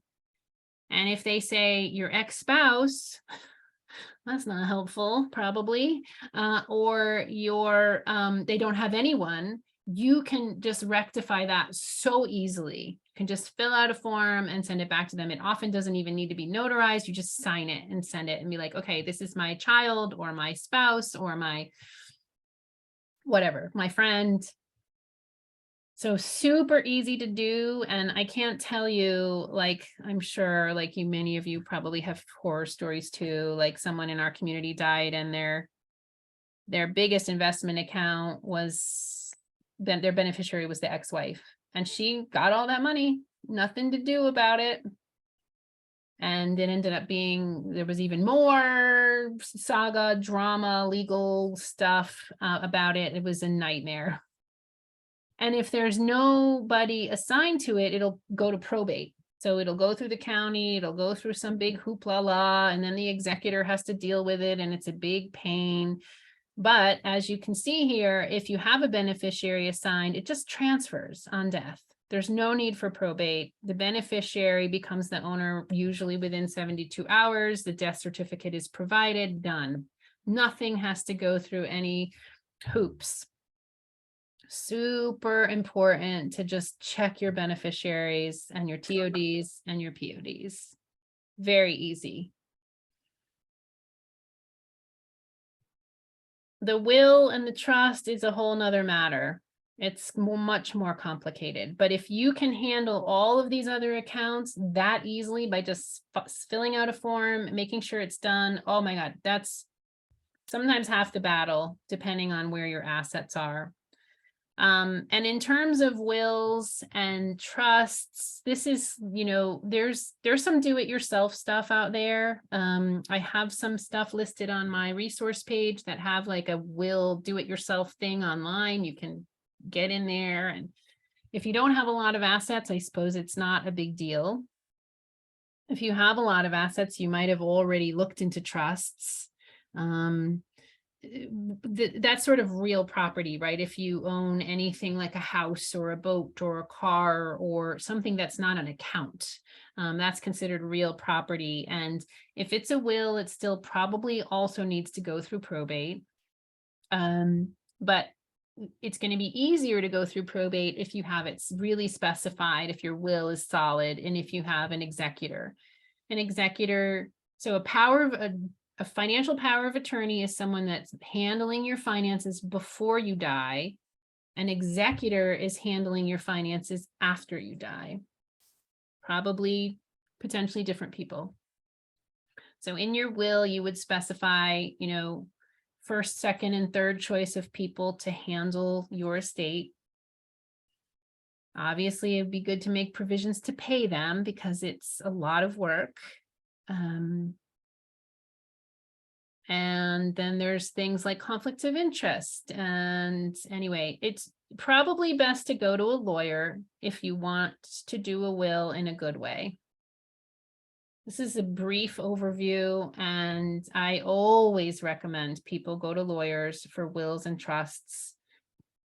Probably not something you want to attempt on your own, but the beneficiary piece you can absolutely do on your own. Okay, let me see. I want to leave some time to talk about death literate community. So, and I was hoping to do breakout rooms, but maybe we won't have time for them. Larry and then Linda, the hand raising thing is great. Thank you. Okay. Briefly, I'm going to say that before I retired, I sold life insurance, and just one thing I'm going to point out is that there is a misconception many people have that if you have a will and that it's done, it'll take care of many of those issues like beneficiary. However, life insurance is an exception to that. You must have a beneficiary done for life insurance, annuities, you know, that sort of thing. Thank you. So Yeah. those are different. Those are different, handled differently. I see. And so you're saying it's really important to be defining and designating your beneficiary for many of these accounts, but for sure for life insurance. Is that what you're saying? Yes, because those documents really set outside of a will. Whether Yes. you have a will or not, yeah. Now, if you don't have a will, then yes, then that's a huge issue from other standpoints. But Yeah, my understanding is beneficiaries and TODs and PODs exist outside of the will in most cases. And in fact, if you say in your will that, you know, that your checking account will go to Tom Smith, but what they have at the bank is, you know, Ruth Jones, it's going to go to Ruth Jones. So unless Tom Smith takes that to court, right? And that, not a Yeah. thing you want to leave in your wake, really. If you really don't. It's a mess. Okay, thanks, Larry. Linda. Well, I think you just answered it. So if I have a durable power of attorney and I have a living trust, it's good to have the redundancy again, to have the beneficiaries be the same, just simple. The beneficiary, these institutions that have these beneficiary forms are going to honor, it's pretty ironclad. They're going to honor those beneficiaries regardless of what's in the will, is my understanding. Okay. And you might want to the other thing to do is let your beneficiaries know that they're beneficiaries. Because if you've got $20,000 sitting in some account and it's going to go to some beneficiary, but they don't have the contact information, it could sit there forever, potentially. And the executor may or may not follow up with that particular account. Like, let them know they are a beneficiary of something. There's all kinds of ways this stuff goes haywire. I just can't even begin. Oh my, yes. Document, be redundant, check your beneficiaries, transfer that information to your files, make a list. I have a list of all my bank accounts, their account numbers, and who's the beneficiary on them. And I have that document in my end of life paperwork. Jojo.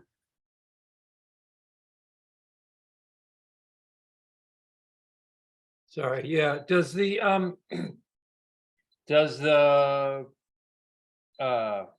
what is it, the executor need to be an impartial party? You know, that's a good question. We had one problem with probate where we had one of the witnesses as one of the recipients in the will, and that just did not go well in probate. They were like, oh, no, no, no, no. The witness cannot be also receiving something from the will. So And then probably not. The executor is the neutral party versus someone who's receiving. I don't know. I've heard children be executors, and also I don't know.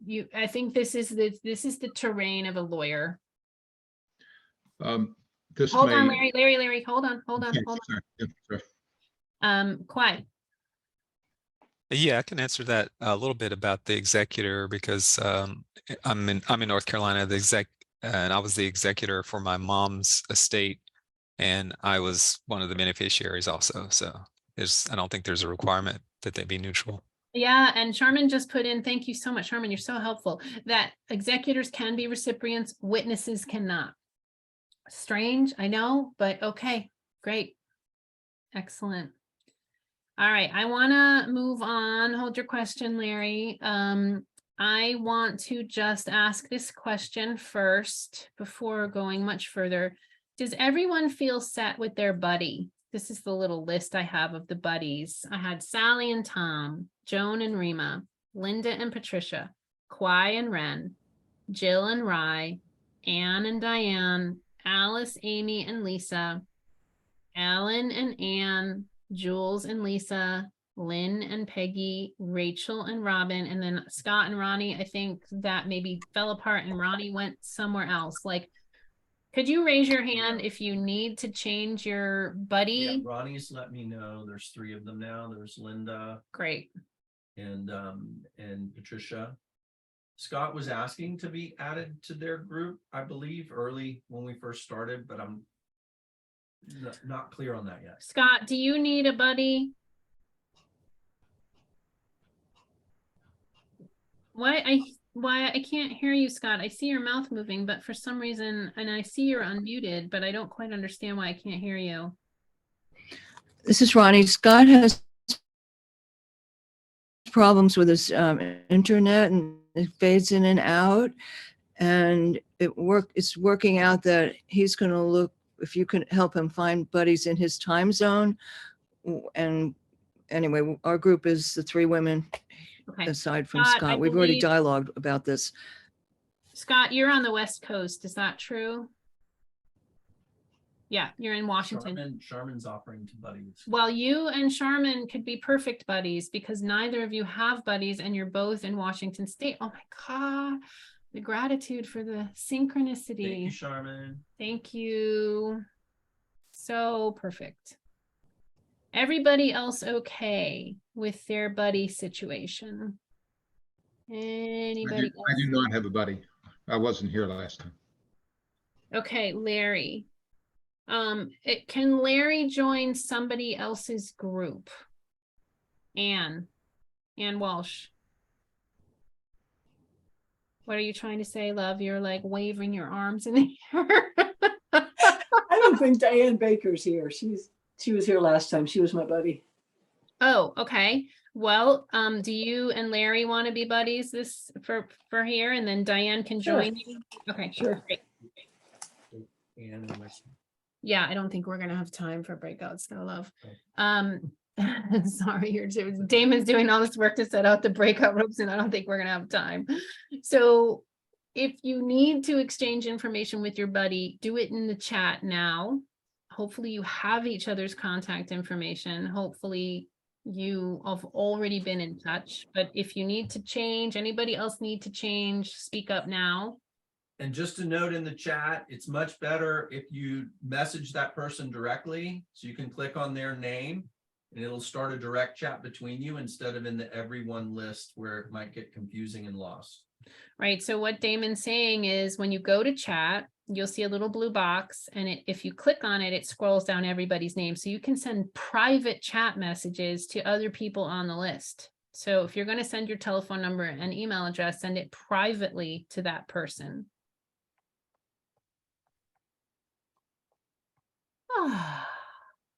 Controlled chaos.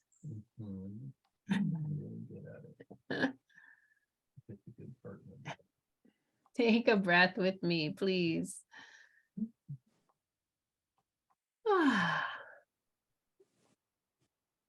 Okay, I am going to talk about building deaf community. And I want us to have a little bit of time to check out. Anybody have any thoughts or questions about this financial stuff or buddy stuff before we move on? I don't know which Ann is my buddy. Yep, she's gonna reach out to you. It's Ann Walsh, and she doesn't have her last name up there, but her hand is in front of the camera a lot. That's Ann right there. I sent him a message. She sent you a message. All right, Charmin, did you have your hand up from something else, or did you want to speak? I'm good. Okay, quiet. Yes, as we're talking about the financials and the wills, I can share a little bit about some of the experience I had trying to be or to help my wife as executor with her mom's estate versus when my mom passed and we had her attorney, that firm, do the executor work. It's just that it may be tempting to name someone, that that you trust, like a relative to be the executor. But what you can run into, and what we ran into, is that there are these forms and legal timeline milestones that you have to meet, and no one really, there's not really anyone to necessarily guide you through all that. And you can actually, depending on the kind of people you're dealing with in your jurisdiction, we ended up in a situation at one point where we almost faced contempt charges Oh, because because there was a bench warrant issued because some milestone wasn't reached. So I would say if you name someone, And I'll just add, he doesn't want to say it, but it was my brother was just not completing a form that said, yeah, I'm good with this will. Basically, he just didn't get around to completing it and filling it out. So the sheriff was going to come to me and put me in contempt as executor until he did that.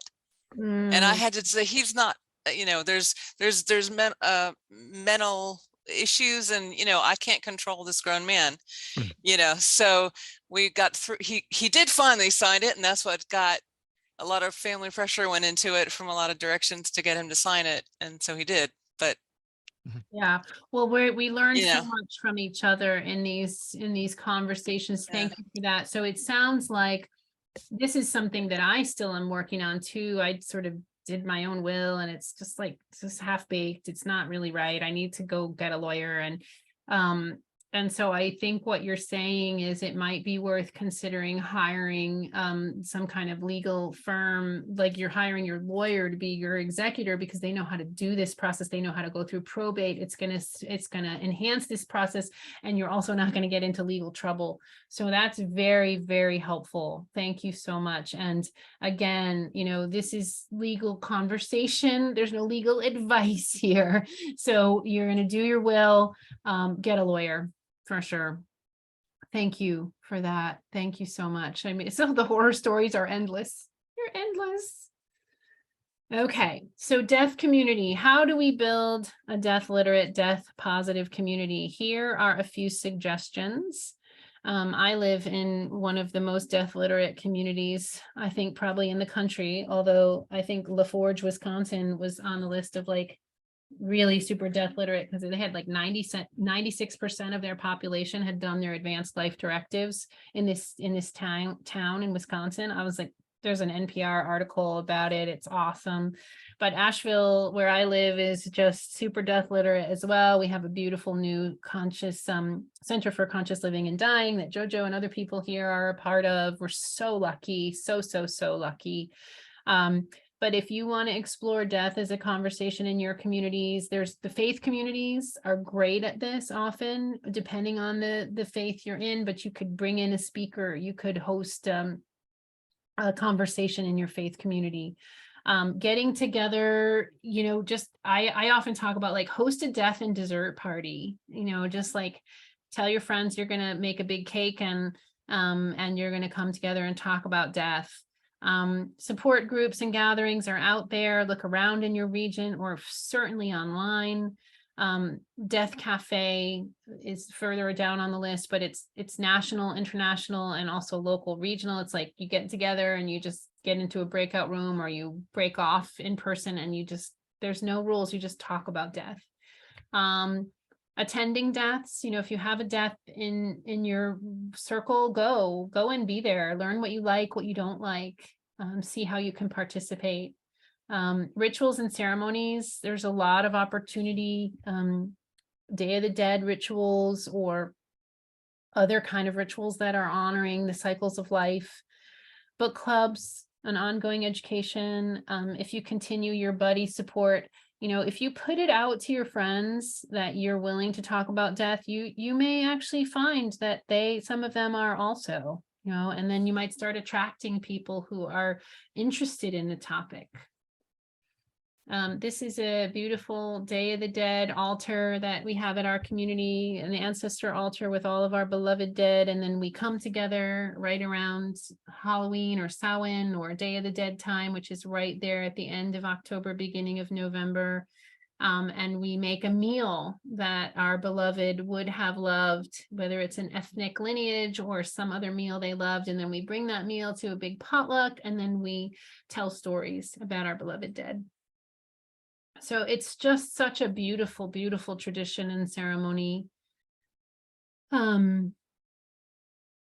I'm just going to run through the last of these slides, and then I'm going to shut the slides off and we can just talk about any of these things. C.S. Lewis said, there are far, far better things ahead than any we leave behind, which is a beautiful, beautiful idea. I do have an evaluation for this course, and I do love to hear your input about what could be better. And also use your testimonials. There's the link to it. I'll also send a follow-up email with the video and the chat transcripts like I did last time, and the evaluation link. And I probably, again, won't get to it until Monday. And then just the last few slides as a reminder, again, I'm teaching this class again in August. It's so affordable if and I have a separate registration for previous attendees, and the sliding scale is even lower. So if you want to take it again, it's quite low, quite affordable, and you can take it for the second or third time. I've had people take it multiple times. Linda Landon's here. She said she's getting so much out of the second time because it's just a fire hose. It's so much information, and also just trying to do it in a concise amount of time. And then if you want to do an internal preparation for death, this is the sister course, right? This course that we're in now is the external preparation for death, and this is the internal preparation for death, walking towards a good death. I teach with my friend Mary Lane. It's happening in February. I think that's it for me and my slides. I'm going to stop sharing, and I think I would like to focus our attention, if we can, on building death literate, death positive, conscious dying community. That's where I'd love to spend a little time, but I also want to answer any questions or get, any input on any of it. But let's start with sort of death community. What are some of the inspiring things that others have done to create death community? What are some of the ideas? There's a couple things in the chat coming through. Sharman says, we are starting a death community group this spring. We have 6 to 10 people who want to join. Oh, you said that to me. Sharman, do you want to speak to that, or was that just for me? Oh, well, I'm just curious to hear how people are doing community group. I mean, we've done death cafes, we've done information sessions. We kind of have an ongoing thing. We'd like to bring it a little bit closer in and a little bit more committed group. So I'm just curious, like, how you bring people in, just what's the process for someone who might feel like, I don't know if I want to be part of this, but you also feel like you're probably on a like-minded. We're excited because we're just at the beginning of it. Yeah, I mean, I've toyed with the idea, and I need to write curriculum for it, but I've toyed with the idea of teaching a class called Forming a Death Care Team, because that's what people really wanted, is like, who are the 4 other people that are going to walk towards death with me? How are we going to walk each other home? And I have 2 death care teams. I'm on 2. And so, like, how do we do that? And then from there, our little hub does education events and collective events and groups. So I may teach that someday if I can get it together. But other ideas about death groups. I'm just turn this slide. Raise your hand if you have a comment. Linda. I'm just going to say, please teach that course. Yeah, death care team. Yeah, very good. Alice Elliott. A woman at our church who has since moved on started a group called GOT, which was Growing Older Together.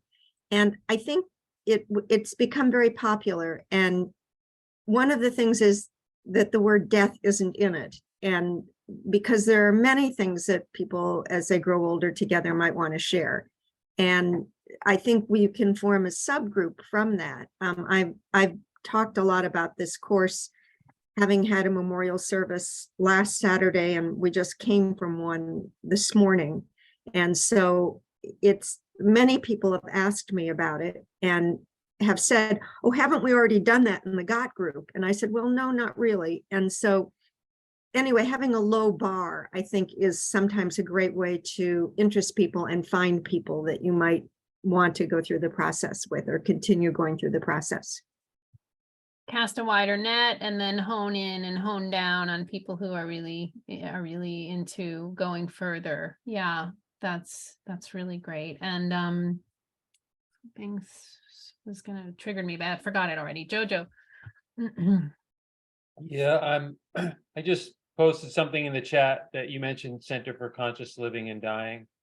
My good friend Aditi founded that, and you can get involved. That's in Asheville. I put the website on the chat there. And then I'm in a film, so is she, about a brother, a 33-year-old brother who passed away, called The Last Ecstatic Days. The film is just finished and it's submitted for some of the film festivals. So you can look for that on streaming. Oh, I'm burning my food here. On streaming services, maybe in the spring. Yeah, and so I'll- there's a Facebook page, Last Ecstatic Days Facebook page, and I'll put yeah, a link to the trailer too. yes, if you can catch Last Ecstatic Days and follow that process, it's incredible, incredible film. I've seen it a couple of times now, and it's gonna, it's gonna hit, it's gonna hit accessibility soon. They're just like wrapping it up. It's incredible. So that's one of the things you could host, like, hey, let's go to the movies, or like, hey, let's host, I want to host this film. And there's some really good films on death and dying out there, and you can sort of do a film series. That's a great thing to do. Rima. That word probate, what does that mean exactly? It's a legal, It's half. it's a legal process that you go through, that the county oversees the will. Okay. County oversees, yeah. Is that different in different states? Because in Pennsylvania, I didn't have to do a probate because they're for whatever reasons, or is Yeah. that? Yeah, I'm just curious. Usually if there's assets involved and it's not a trust, there's some kind of state involvement. Usually that's true in most states, and it might be that the person didn't have any assets to speak of, or Okay, that you're was gonna it. have ask your lawyer about that. Mhm. Thank you. Yeah. Death community. Death community. Oh, you know what? The Osher Lifelong Learning Institute is a college for seniors, and they have these sometimes 4-week courses, sometimes semester-long courses, sometimes in person, sometimes online, and they have them sort of all over the country, right? And usually it's in the university system that hosts them. It's called Osher Lifelong Learning. It's called OLLI, Osher Lifelong Learning Institute, College for Seniors. They often have on their roster will, like, financial asset will stuff. Sometimes they have end of life classes. I know ours here hosts the Death Cafe, so that's another place to look into to see if there are educational resources. They're often very affordable. Osher Lifelong Learning Institute, OLLI.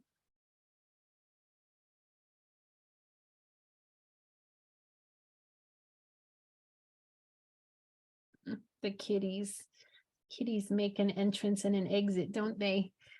Anything else? Any other comments about anything? If I may, I just want to make one other comment about probate, and that is, even if there are no or minimal assets, probate is still important because there could be some debts that are unknown. And if you don't handle those through the probate process, family can end up getting strapped with debt that they don't even know existed. Yeah, I don't know much about that. So look into that, talk to a lawyer about that. It's better if you have things in writing in a will. Thank you, though. Thank you for that. Last thoughts, last comments. So much appreciation for y'all hanging in there for such a long stretch of time. So Andy, would it be possible in the follow-up email to compile the links? I will send the chat along for sure. Are you saying that you want someone to pull out all the links from that chat? Okay, yeah, I will send the chat along, the video recording, the chat, and the evaluation link. Again, the link to my website, and this thing I promised to follow up about last week that I didn't do, this book about how to open the conversation about death. I don't think that's on my website either. Yes, everybody makes the class magical. Thank you, Joan. It's great. Last comments, last thoughts. Death community.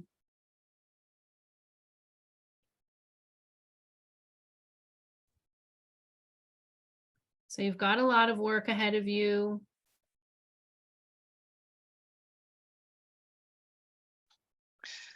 I have a presentation, or being part of creating a presentation for my community. And from that, I hope that this will seed into a some kind of group that wants to talk about it and become more literate about it in our whole community. Pushing it as a strength, as a strength and a gift, that our community will be stronger for every person that really thinks about this. Yeah, I mean, we have this in common, right? We're all gonna Right. die.